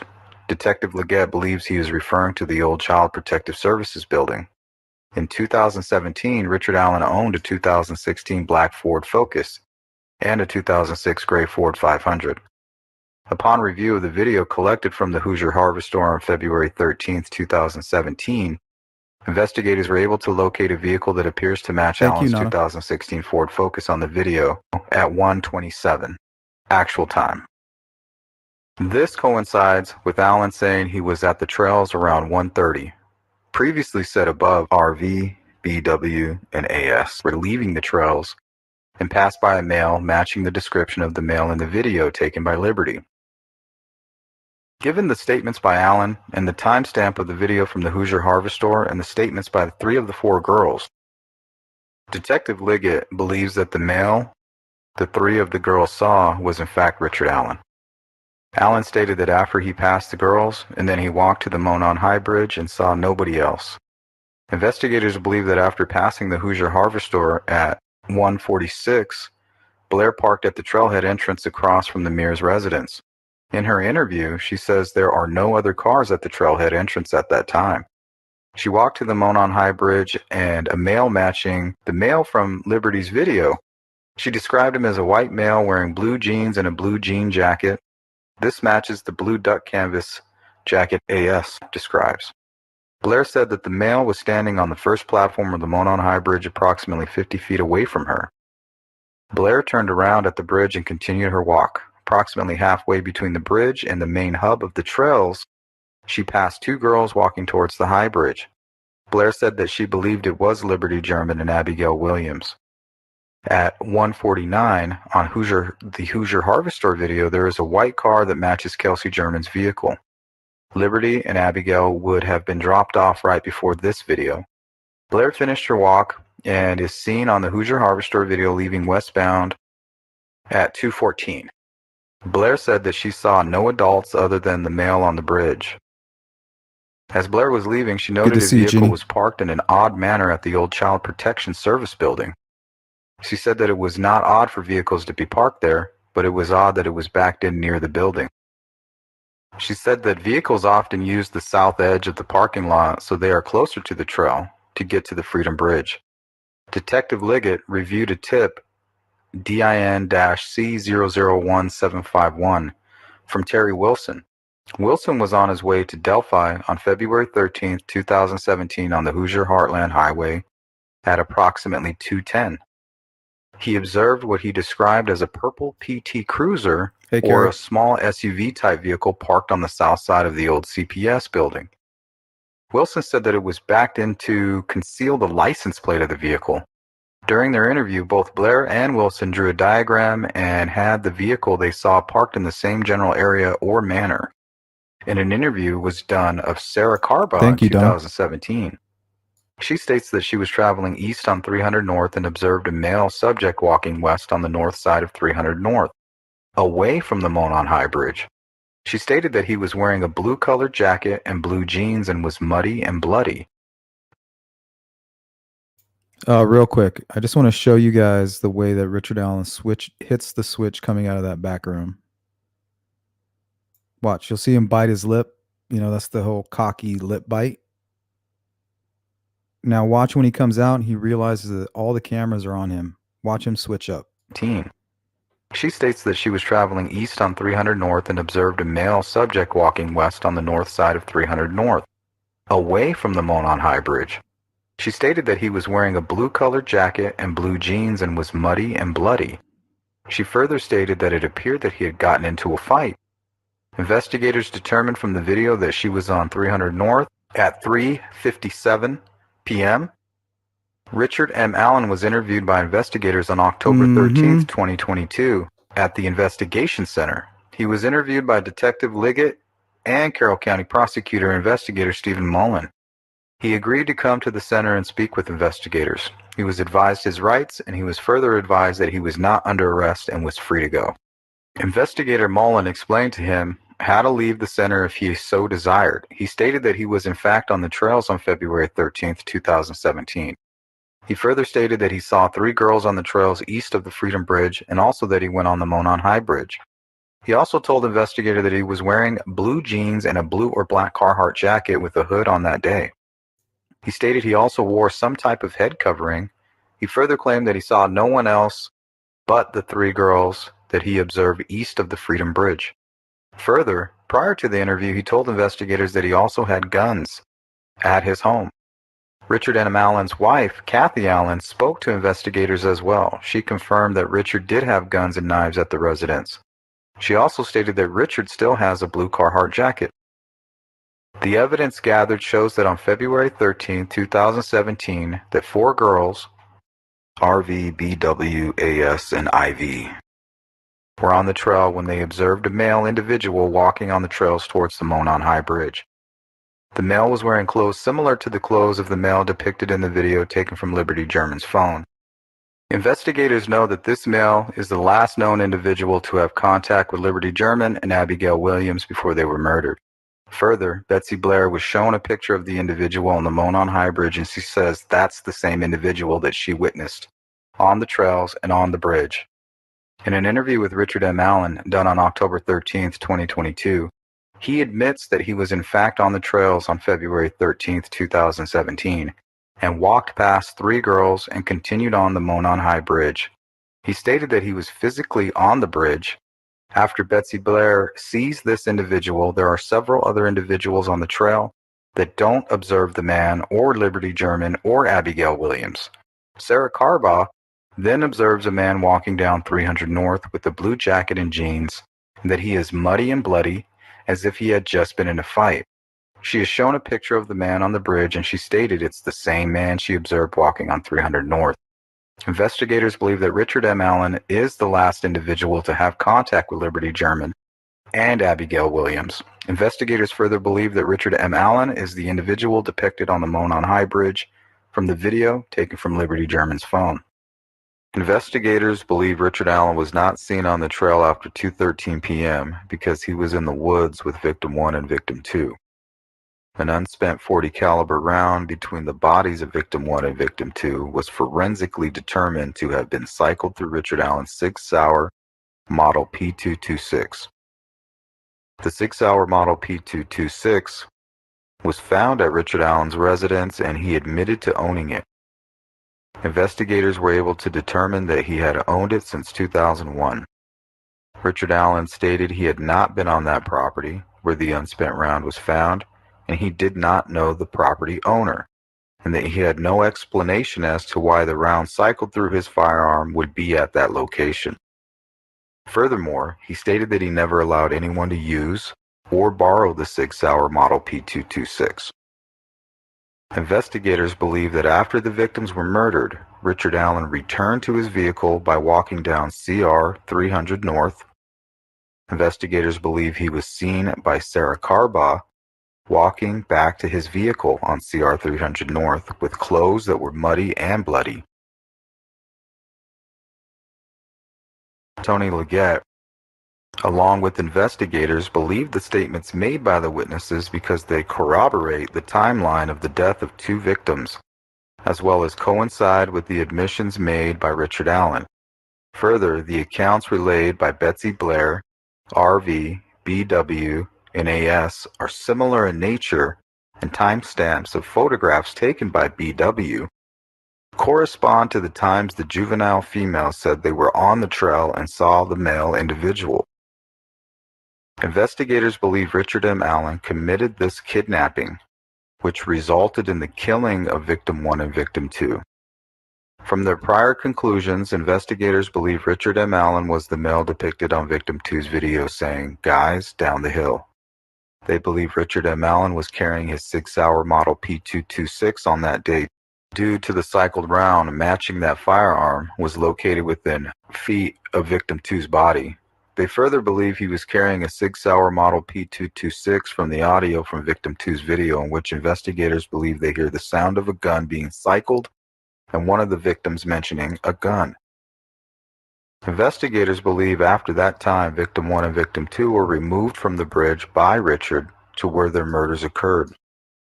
Charges were filed against Richard M. Allen on October 28, 2022, for 2 counts of murder. Once Richard M. Allen was taken into custody, he was moved to the Westville Correctional Facility, which is part of the Indiana Department of Corrections, for safekeeping. He has been in said facility since November of 2022. When Richard M. Allen entered the facility, he was placed in the segregation unit for his protection. In the segregation unit, his cell is equipped with a video recorder which records his activities within the cell. There are also logs indicating when Richard M. Allen leaves the cell and for what purposes. He is also being seen by medical providers and mental health specialists to evaluate his physical condition and monitor his mental health. Richard M. Allen also has the ability to use a tablet in his cell and send text messages, make phone calls, and listen to music. Hey, Kelly. Upon Richard M. Allen's arrival to the facility, he was placed on watch because of certain statements he made about harming himself. Throughout his stay, his mental health improved to the point that he was taken off of watch. He was also participating in recreation time and beginning to exercise. The facility reports that he was doing well and that they had no issues or concerns. His day-to-day demeanor was that he was quiet, read a lot of books, did crossword puzzles, and exercised daily. Remember, this is before his defense team got a hold of him. On April 3rd, 2023, Richard M. Allen made a phone call to his wife, Kathy Allen. In that phone call, Richard M. Allen admits several times that he killed Abby and Libby. Investigators had the phone call transcribed, and the transcription confirms that Richard M. Allen admits that he committed the murder of Abigail Williams and Liberty German. He admits several times within the phone call that he committed the offenses as charged. His wife, Kathy Allen, ends the phone call abruptly. Okay, why is his defense team not trying to get those thrown out? They don't want us to see the transcripts on that, right? They're not even talking about this. And I think they might have success in getting their most recent request in the interview with Holman thrown out, because I don't think they need it. I don't think they need that interview. But why aren't they interested in these confessions? Remember, these would have been the authentic confessions. They would have probably had some details, and he wouldn't have been all crazy. He would have been like, yeah, ready to give up. Like, they got me. Like, I have no other options. And that's why his wife hung up. Like, you're incriminating yourself. I'm protecting you by hanging up on you. Why is his defense team not talking about those confessions? Remember, I said from the beginning that I wasn't going to jump to any conclusions, that there are confessions that are false confessions.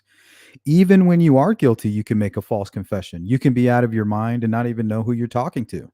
You could be a guilty person and be making a confession about something that doesn't make any sense because you're going through an episode. But we did say it from the beginning, we want the transcripts. You can go back to those live streams if you want to, but I was screaming that. No judgment until we get the transcripts.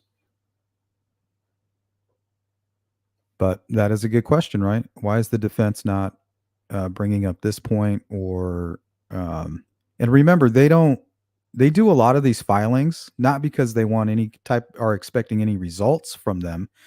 They're all about this leak game. They can use these filings as a way to leak information to the public, such as this Holman interview.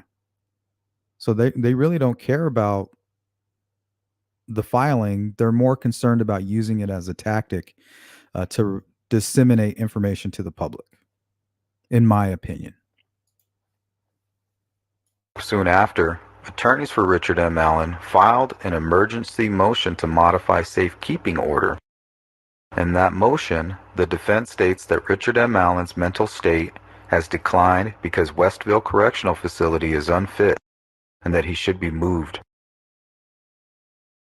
Defense also makes allegations that his mental health has declined due to the point where Richard M. Allen has been deprived of his constitutional right to assist in his defense of this case.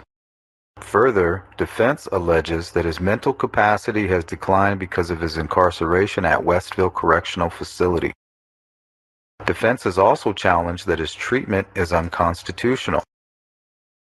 Soon after, investigators were made aware by the warden of Westville Correctional Facility that Richard M. Allen began to act strangely. Richard M. Allen was wetting down paperwork he had gotten from his attorneys and eating it. He was refusing to eat and refusing to sleep. He would go days on end refusing to sleep. He further broke the tablet that he used for text messages and phone calls. He went from making up to 2 phone calls a day as of April 3rd, 2023, to not making any phone calls at all. To date, Richard M. Allen still has not made a phone call since April 3rd, 2023.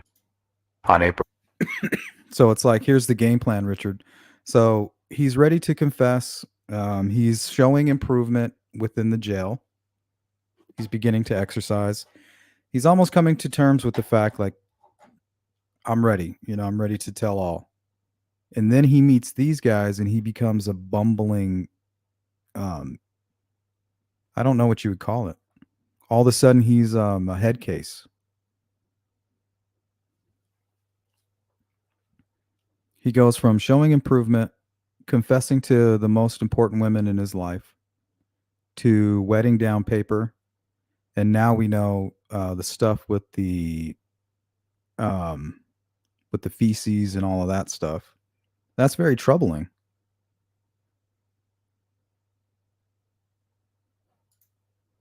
This is almost finished up here. April 14th, 2023, Richard M. Allen was evaluated by 2 psychiatrists and 1 psychologist to discuss his turn in behavior and whether or not there was a need for involuntary medication. The panel would also discuss moving Richard M. Allen to a different facility that has a psychiatric unit. From that meeting, it was determined that Richard M. Allen did not need involuntary medication and that he did not need to be moved to another facility.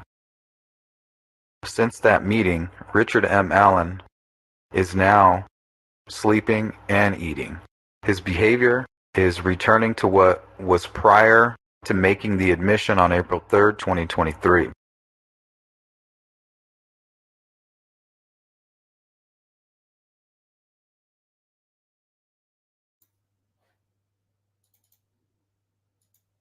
All right, let's see what else we have here for the PCA.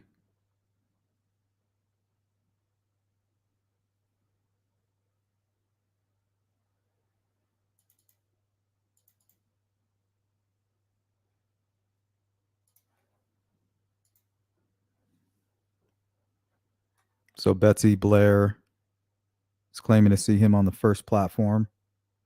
So if he is the killer, what's he doing right here? Is he waiting? Is he looking under the bridge? Is he walking out just far enough to see if anybody's down there? Or maybe even down on the south end?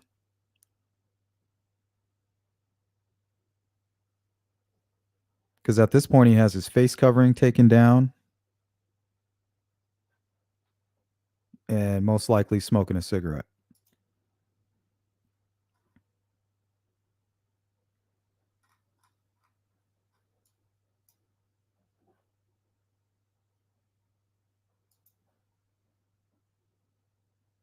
So she would have been standing right about here. Like, okay, I don't want to hang around here. There's some guy here. I'll just go finish my walk. Or leave, whichever one. She most likely walked back to the Freedom Bridge and then walked back, and that's when Abby and Libby passed her.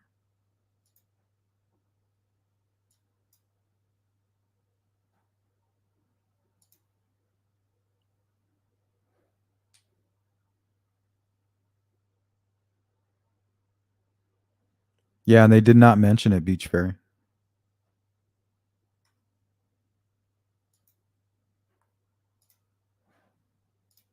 And I'm not sure what the whole wetting down was. I heard that he could have been urinating on the paperwork.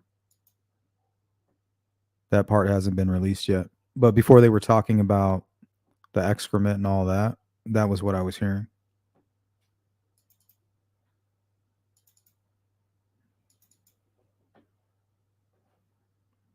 Okay, and the different descriptions that they give of the suspect's attire.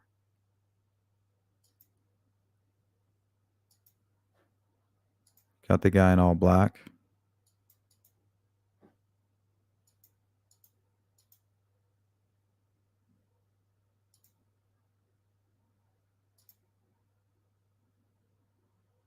Are they describing two separate folks? I don't think so.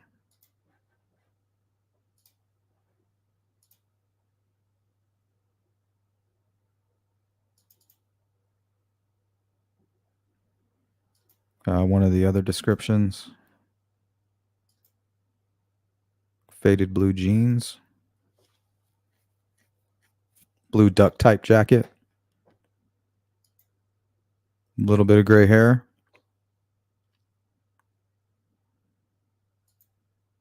Face covering.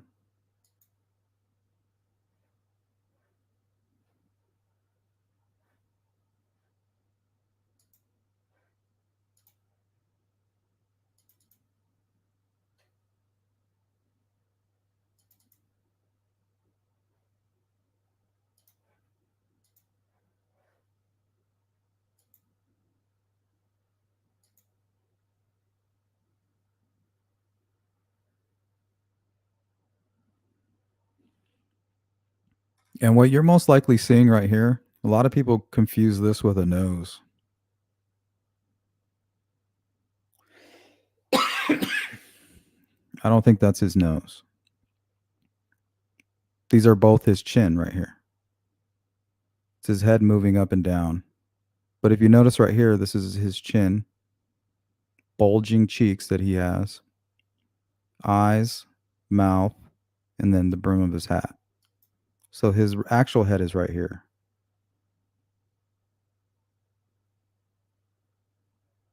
So when people are trying to get his nose here, that's the bottom of his chin. But this is also the bottom of his chin because you're getting a cascading frames that are showing the movement. Right here, this is also a side profile of the bridge guy's face. See the brim of the hat somewhat poking out, the hood that's up, and then this is most likely his left cheek with his head completely turned over his right shoulder. So you have side view, up and down, cascading motion of the suspect, and then actually a partial right side of his face here.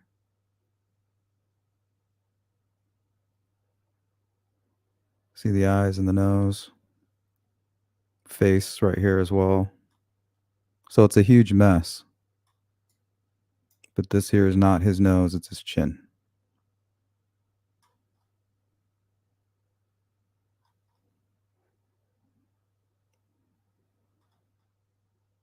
So it looks like a totally different person. That's why they tell you not to look at his face, because they kind of already know what's going on here. It's the chaos. But if you look to the right, you can kind of see a face here as well.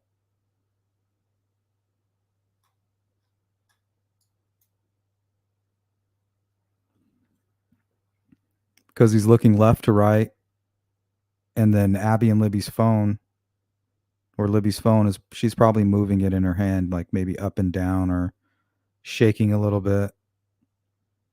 So he's moving his head left to right, and her phone's going up and down like this. So you're getting all these different versions. But you can clearly see the eyes right here, right?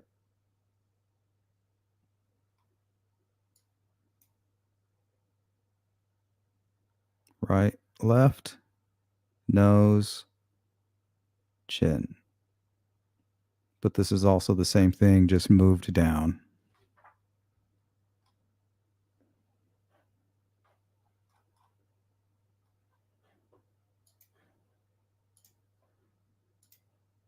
Very misleading, unfortunate. It's like that video helps, but it kind of hurt at the same time. The whole pareidolia of it all. Let's see. So we kind of already went over the Richard Allen search. Take a look at some videos here.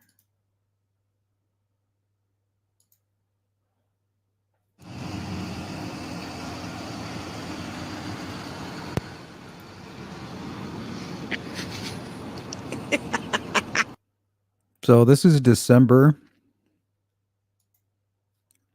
Or no, they said they went shopping November while he waited in the car. And then she stalked him. So this would be the end of November, I think 27th. Just 2 months before the murder took place.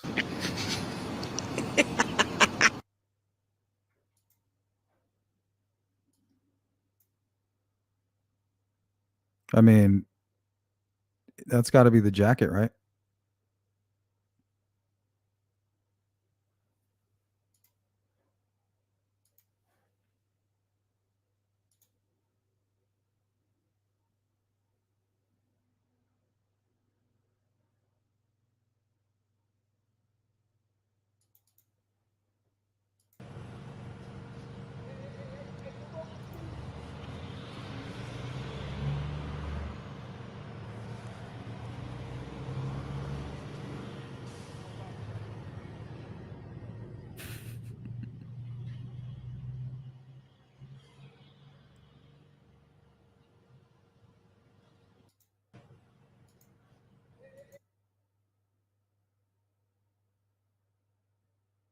Looks like this is the Chambers transcript reading. Can watch that, and I'll go to the restroom real quick.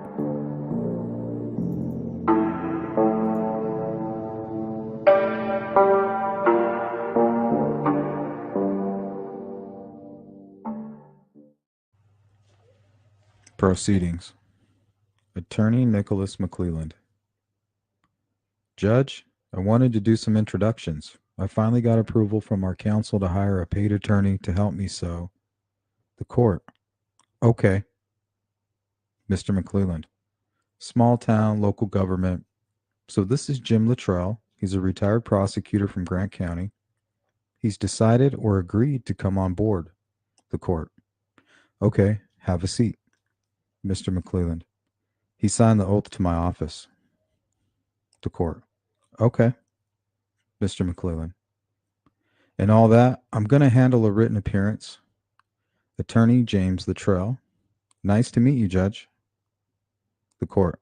Nice to meet you, Jim. Mr. McClelland. Next week. The court. Okay. Mr. McClelland. Or maybe tomorrow. I have time, Judge, if I get it done. The court. Okay. Mr. McClelland. But he will be entered in, and we're trying to get him up to speed. The court. Okay. Well, good. Attorney Bradley Rosie. Well, I'm the one that kind of asked to huddle up. So if you want me to lead or if you want to say some things, I'm okay with whatever approach you want to take here.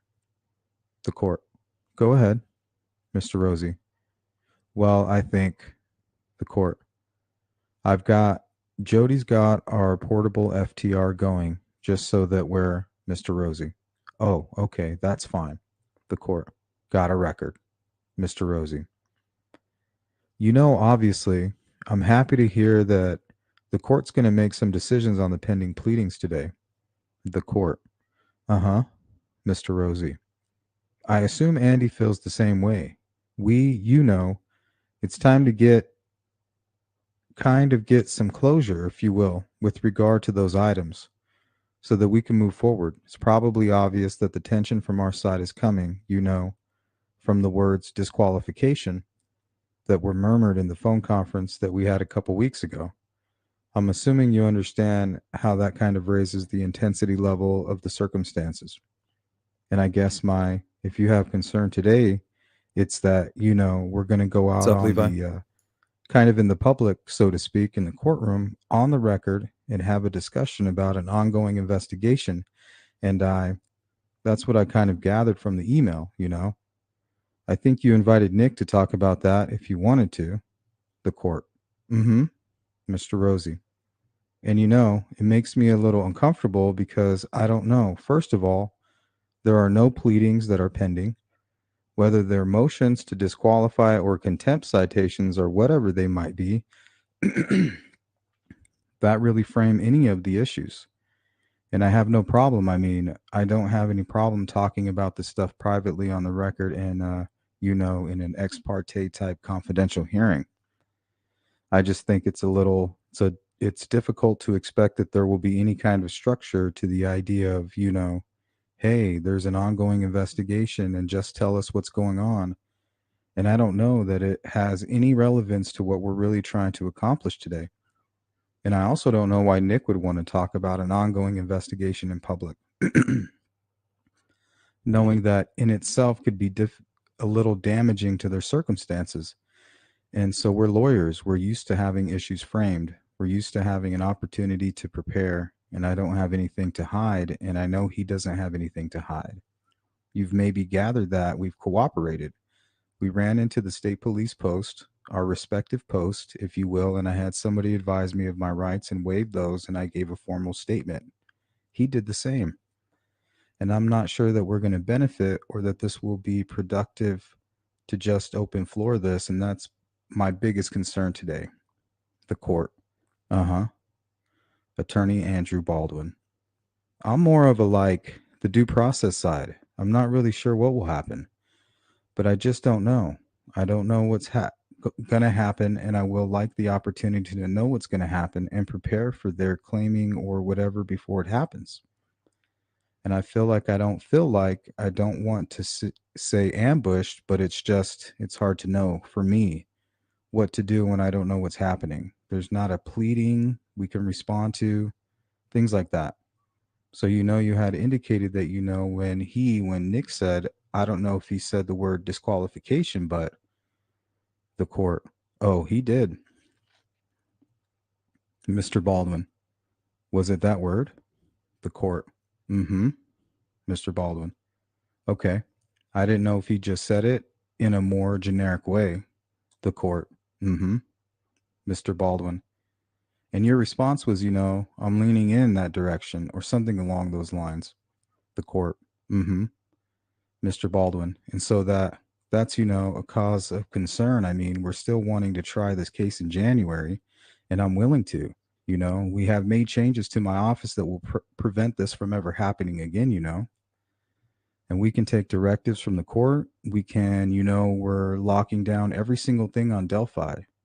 It's in a dedicated room. We put locks in our conference room or the war room where this guy went. My friend went in and did this without my knowledge. And no Allegedly. document, whether it's benign or something super, like a crime scene photo, it's ever going to be left alone for a single solitary second ever again. So, I'm hoping that that can be something that the court, can say, all right, that's fine, and then let's get on with the trial. But I'll shut up now. The court. Anything, Nick? Mr. McClelland. Judge, I guess my plan today was give the court a summary of the investigation. I've got witnesses here and exhibits to present that go towards the investigation. I'm more than happy to hand those over to the defense. I know it may harm the investigation, but I think it would be important that the court hear these things. I guess the heart of it, inaudible investigation, I think it's important. I think the importance of you hearing it is outweighed by that. And so I have those things. I'm concerned that the leak is not just a one-time leak. The evidence that we have shows it is an ongoing leak. However, it's being done, and it's just, what's next? I have an issue. What's next? I mean, I spent the past 17 days investigating this night and day when I should have been focused on preparing for trial. And when I say night and day, I mean phone calls at 2 a.m., 3:30 a.m., night and day. And so that's where I'm at, Judge. Again, I'm an officer of the court. I'm reporting to the court what I know, and that's kind of where I see my role. The court. Okay. Mr. Rosie. This is starting to scream due process to me. I haven't seen any of these exhibits, and I don't know really, frankly, I don't know anything about any of this, and I'm not distancing myself from Mr. Baldwin. I'm just saying I have no connection with any of these people, okay? And the idea that somehow...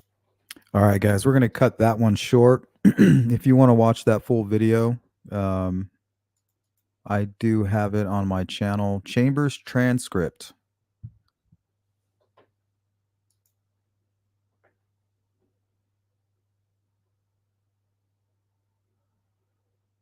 Let's see here. Oh, here's one. Kathy Allen playing pool with Richard Allen in the background.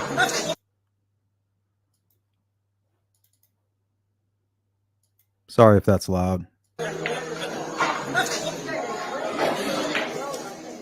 cheap bastard. I know what you were thinking. Titty.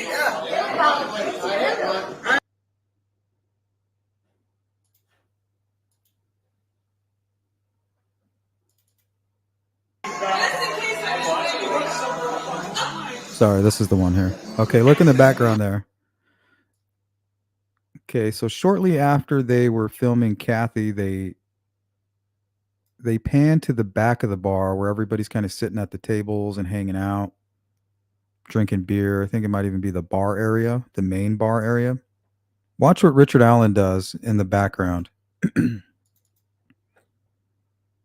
Watch carefully. Okay, just so you know, that's him there.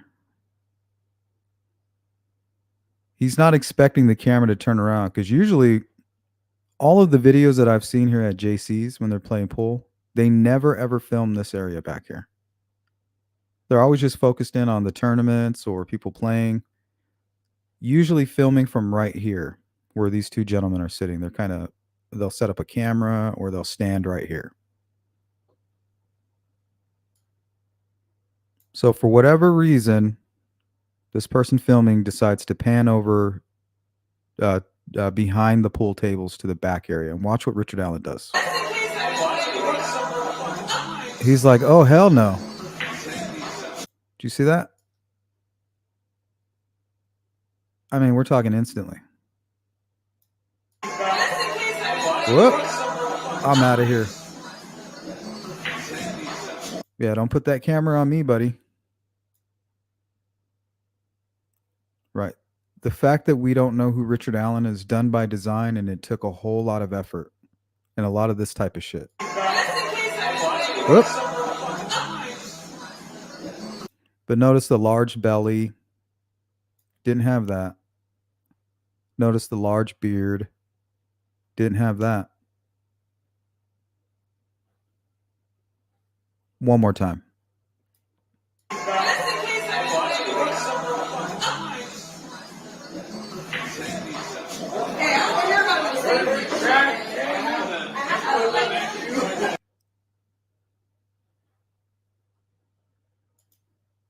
He blended right in.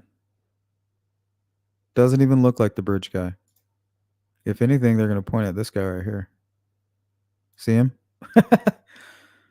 So they're noticing him and not the guy in the background.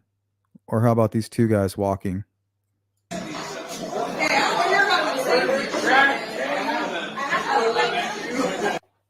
But definitely not Mr. Hiding in Plain Sight. And that's by design.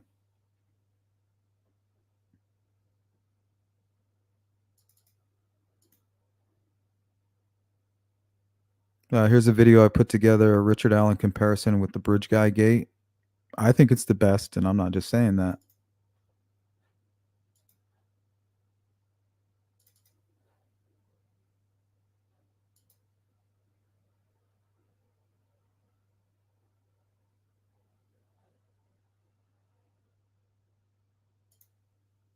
Okay. The part that I want you guys to focus on with this video is this weird thing that Richard Allen does with his foot right before he puts it down. Watch. So it comes out, and then he, for some reason, he flips his foot out to the left. Not sure why he does that. But watch how it matches with the Bridge Guy 100%.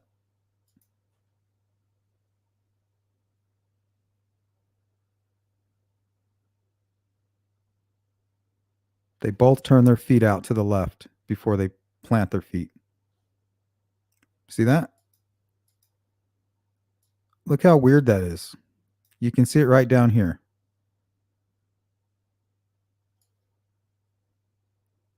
And then right before it comes down, it whips out.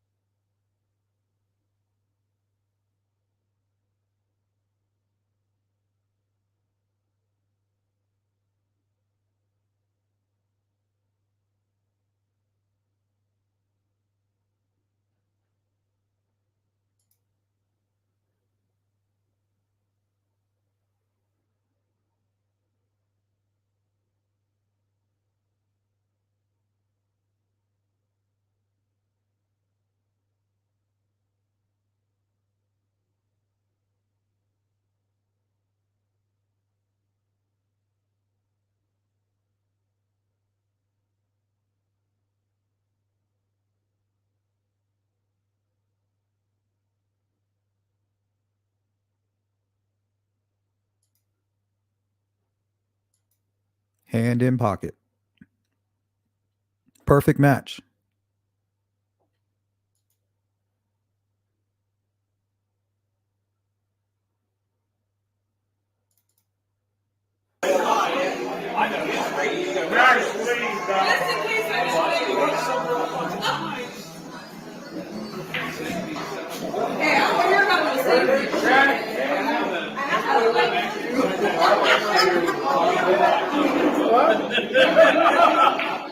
That's what screwed you up, bro. I tried.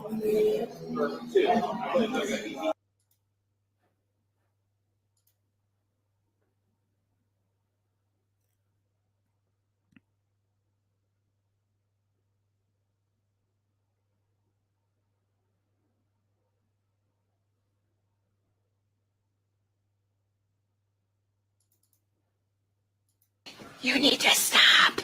You need to stop. I need to stop. But you know what? I'm not going to. It's gonna be a really long day. Oh, God.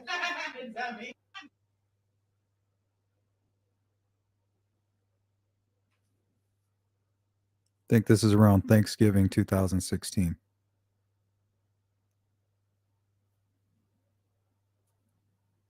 What is he playing with?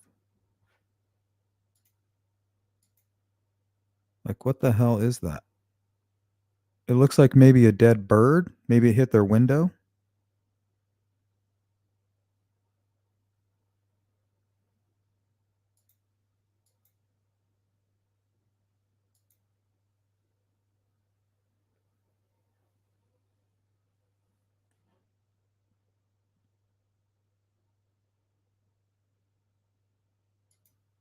Notice the leather colored object on the floor right here.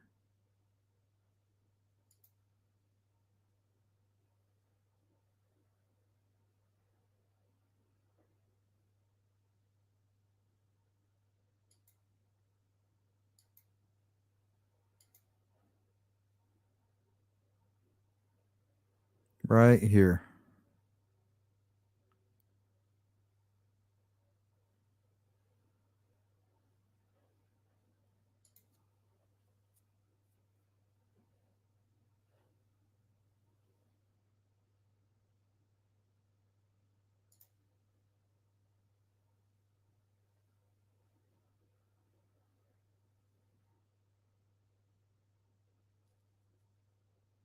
The big knife in his hand.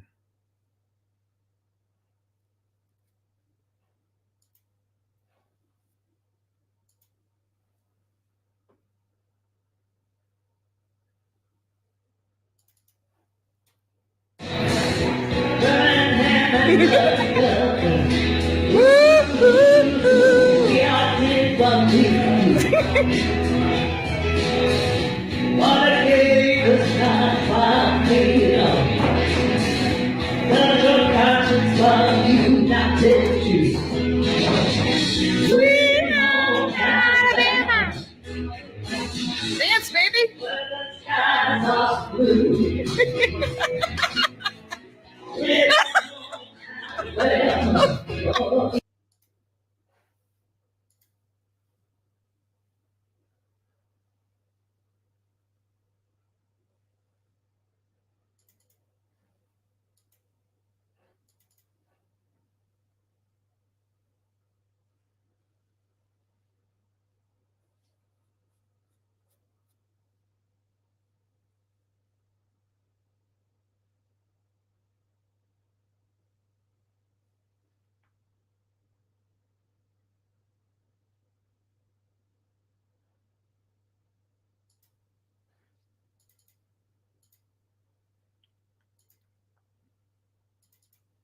All right, let's move on to these images that I have here.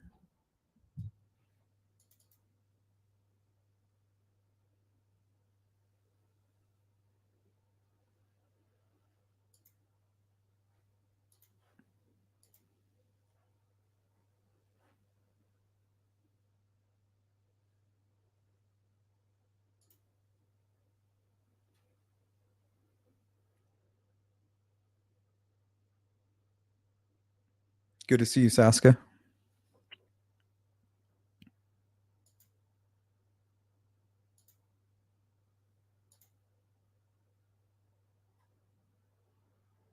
Yeah, he never talks.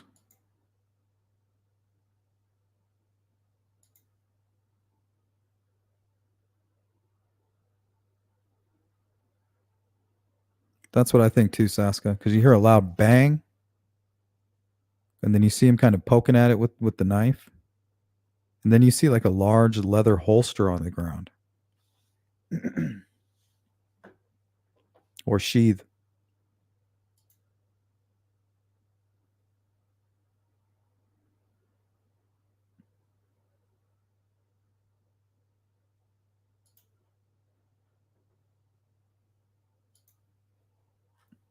The young sketch. This photo was taken December 26th, I believe, of 2016, 2 months before the crime. Richard Allen would have been standing out on the bridge with the face covering pulled down from his mouth, smoking a cigarette. And if you look at this for a brief moment, just a passing glance, you might say that this person had a head full of curly hair. If you didn't come and sit down and watch him play pool, you were just walking by. Looks like he has some curly hair right there. If you didn't know any better.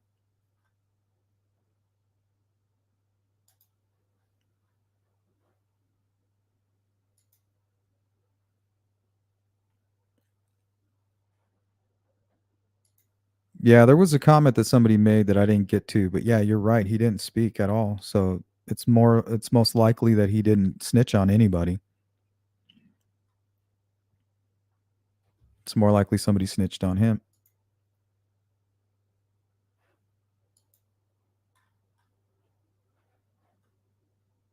These are all the sketches kind of blended over the top of one of his photos.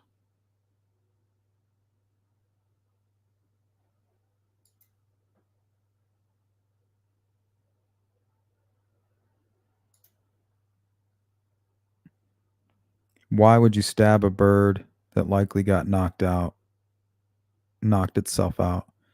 To ease its suffering, of course. No. Bring my big knife.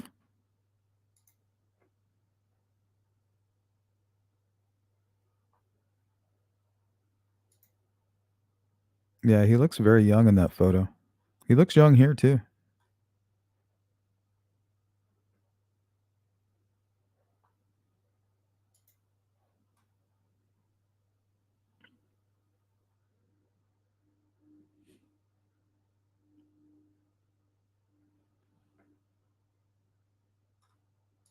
Animal hair. They had a white dog, a little white dog, too. Another white chihuahua.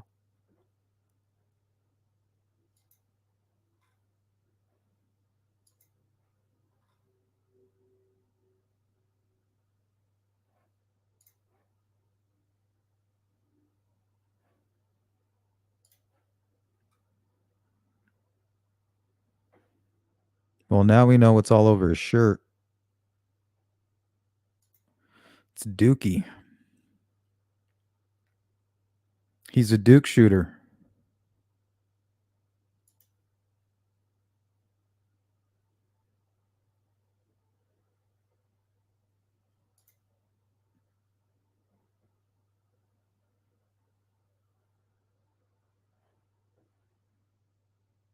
Yeah, he's trying to be a bad influence on the cat.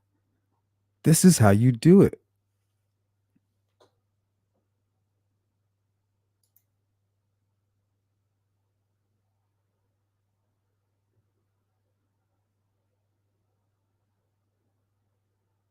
Yeah, it definitely does.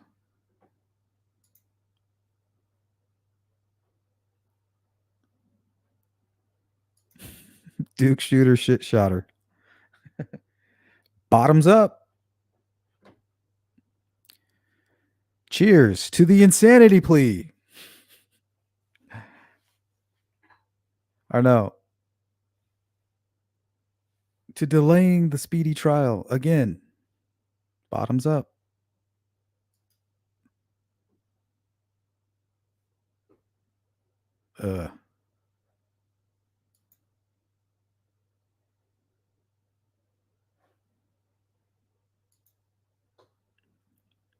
This was posted to his wife's Facebook. This is before he went out to the car. What's he doing? Watching the little kids or what?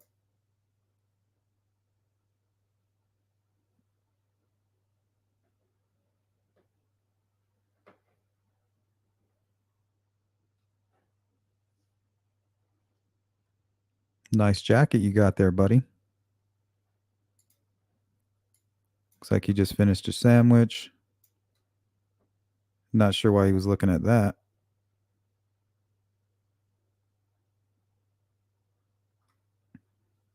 Wonder if that's what he had between his crossword puzzle.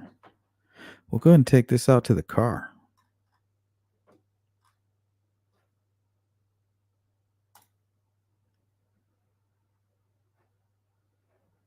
Look at that look.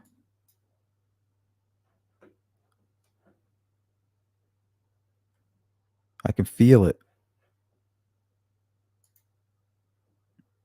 This was posted at the CVS the day I think he was arrested or first questioned. And I called the CVS this day. And I was talking to the employees. They're like, nope. Nothing special about today. Nothing going on. Nothing we can tell you. I was like, you sure? And this is before anybody even knew he worked at CVS. I was like, you sure? Because pretty sure dude was arrested there this morning or questioned or something. Maybe they weren't even aware of it.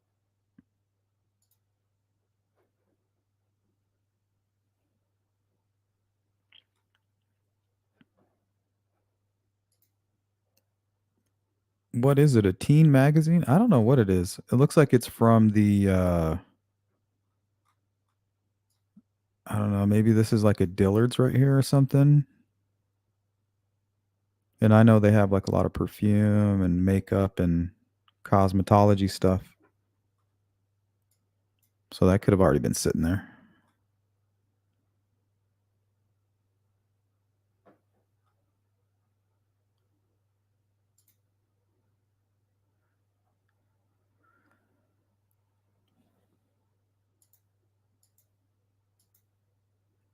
His mugshot when they right after they handcuffed him. This was from his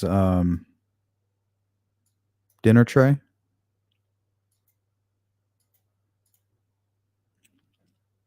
This is the old sketch with I put Richard Allen's hat on him.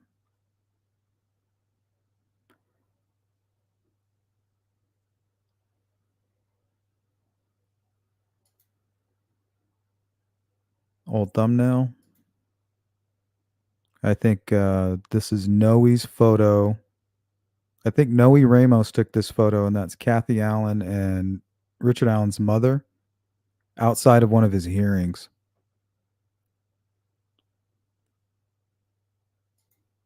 Not a bad photo.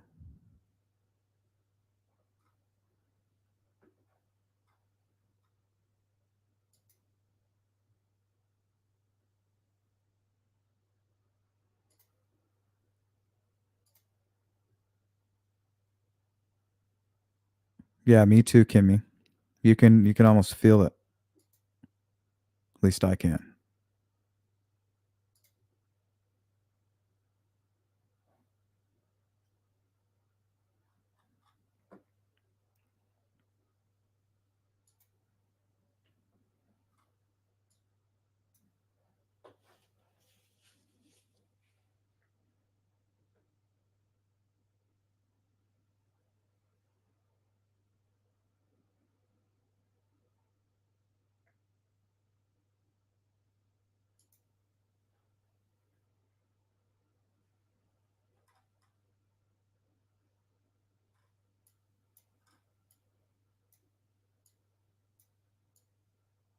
These were taken on the same day. Okay. Old sketch, young sketch.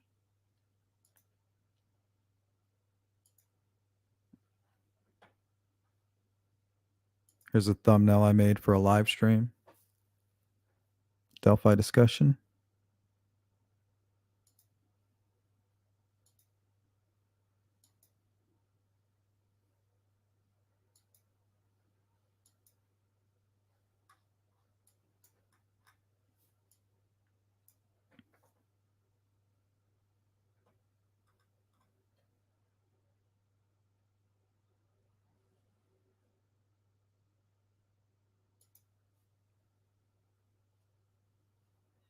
Yeah, Beach Fairy, thank you. Any ideas for true crime in the morning cases or any cases that you want to cover? Right now, we like to focus on missing, kind of with some strange surroundings. Maybe some CCTV footage that we can put up on the screen. 911 calls, something that we can help bring some attention to these strange cases. And if you go look at my series on True Crime in the Morning, that'll give you an idea of the cases that we cover. People that have gone missing, never to be found again. Under either mental health issues that are going on, police incompetence leading to them vanishing and just not really knowing certain circumstances or what the situation really is. These folks just vanish. And a lot of times their phone and their purse left behind. Yeah, so if you go take a look at our True Crime in the Morning series, you'll kind of get an idea of the cases. Asia Degree, we covered that case extensively. Johnny Gosh.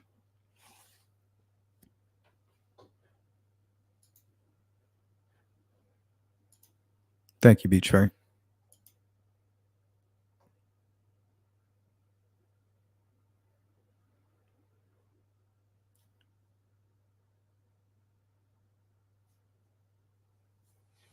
Yeah, Saska, it's crazy. All he did was take off his black little windbreaker jacket and put his face in a different light. Doesn't even look like the same person. So if you were to walk by, take a passing glance, and see the older looking guy, that's it. You know, I saw an older guy playing pool. If you walk by with a passing glance and you see him under that lighting looking like the younger person, if somebody was to ask you to recollect, yeah, I saw a younger guy, you know, between his 20s, maybe 30. You're not supposed to remember. Here's a picture of their little dog they had. I don't know if this is the grew up to be the other dog, but this is a puppy that was in some of their photos on Facebook before it was shut down.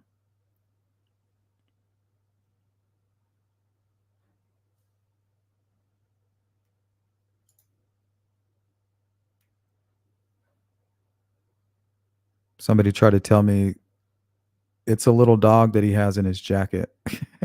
I mean, the colors match, but how is he going to hold a dog unless he had one of those carrying things, like a baby carrier?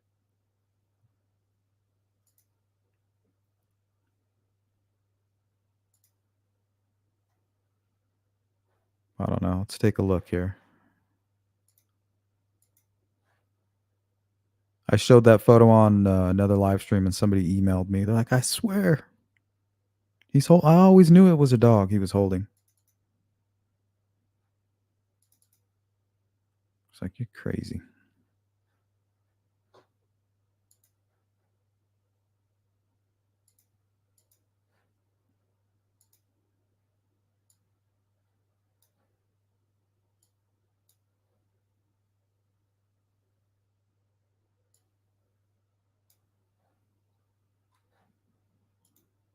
Yeah, it's definitely, it doesn't look like a dog to me.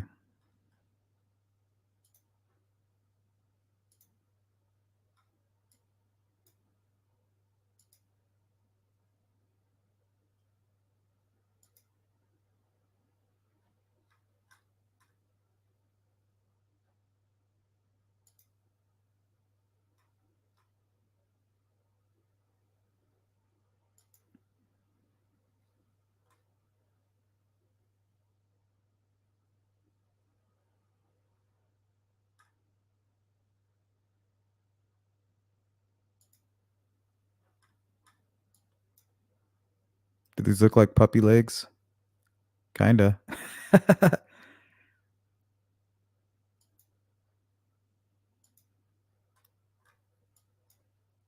We did hear about animal fur.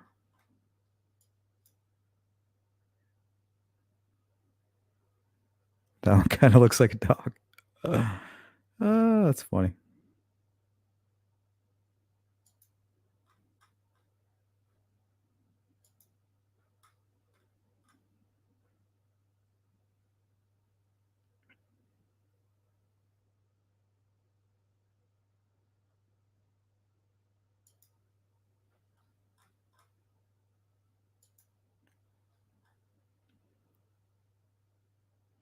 Kind of looks like little puppy legs right here. Pareidolia. That's why you never really know.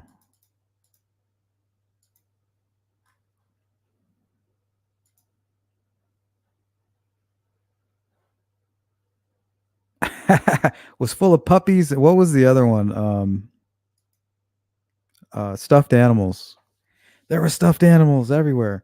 And then there was another one with dolls. He had dolls all in his stuffed in his jacket, and he needed living dolls.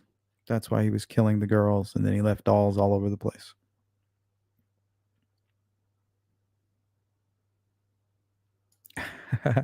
So it wasn't stuffed animals left at the crime scene. It was Richard Allen, or the bridge guy, was stuffed with an animal.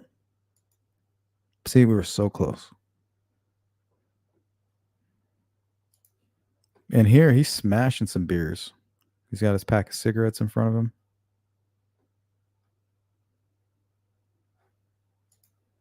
He looks really tiny here.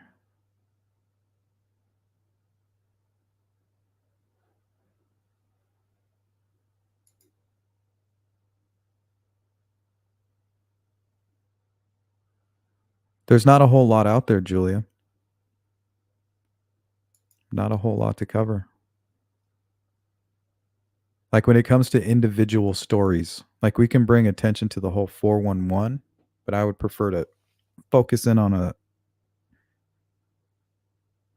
information that's pertaining to a specific case that we can try to bring attention to. Something that's been forgotten and lost. But we can do that for members for sure. I have a little content that I put together on the 411 on a part of it that I don't think anybody's even heard yet. So save that for our members. Yeah, please do. You've been great, Julia. A lot of the cases that we've covered came directly from you, not to mention the interview. So shout out to you. Sleuth Crew General.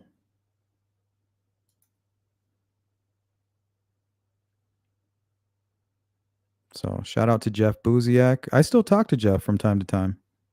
Check in on him whenever when I'm thinking about him and his daughter's case.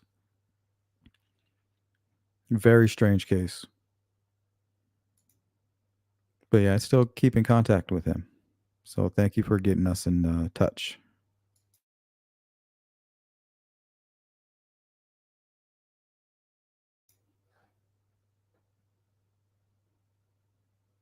There's that look just before he plays Mr. Pathetic.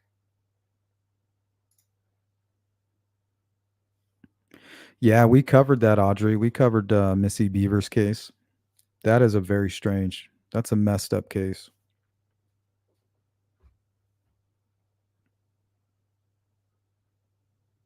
Yeah, you guys should go check out that series, True Crime in the Morning. We covered a lot of good cases, a lot of deep dives.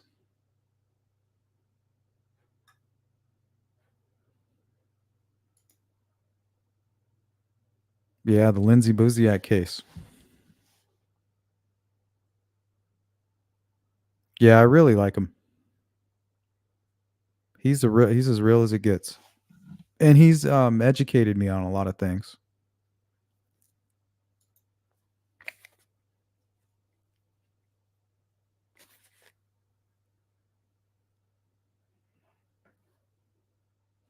Yeah, so go check out the True Crime in the Morning, the Lindsay Buziak case. That's one of my favorites that we did.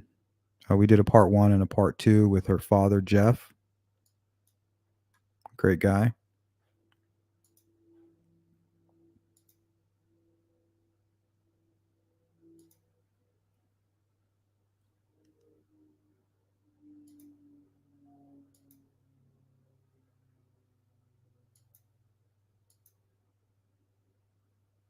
So this is the CVS pharmacy. You have the young sketch there with the bridge guy image. Right where he works.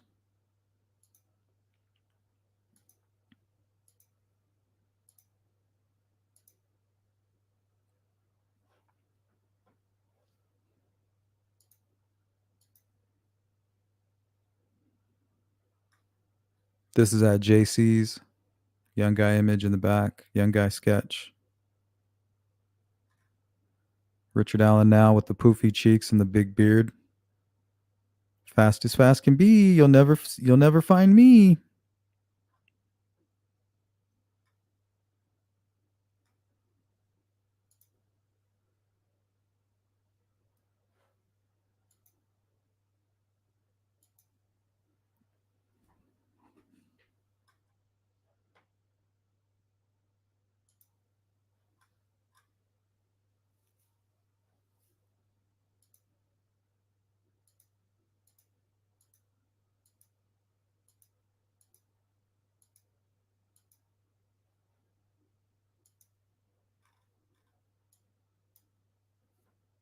This is a good photo to give you an idea of, or a good one to compare with him to the bridge guy.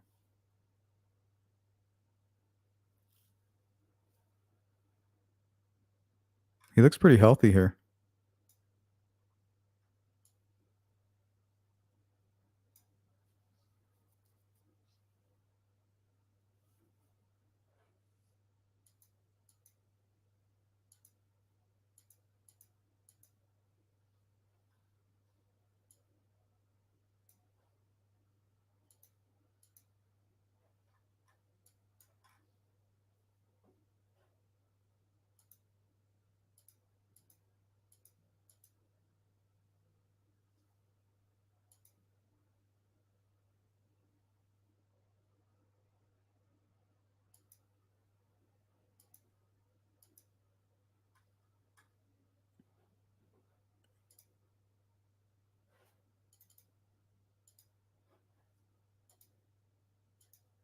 All right, guys, I think that's going to wrap it up for what we have on Richard Allen.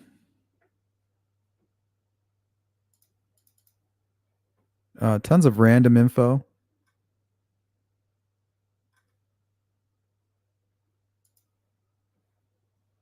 So we might return on that part. We might begin part 10 with the end of that. But that's all my time, guys.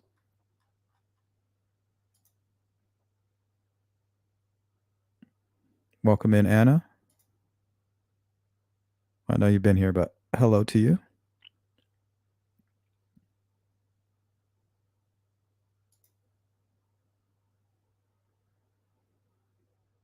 Yeah, it's true, Miracle.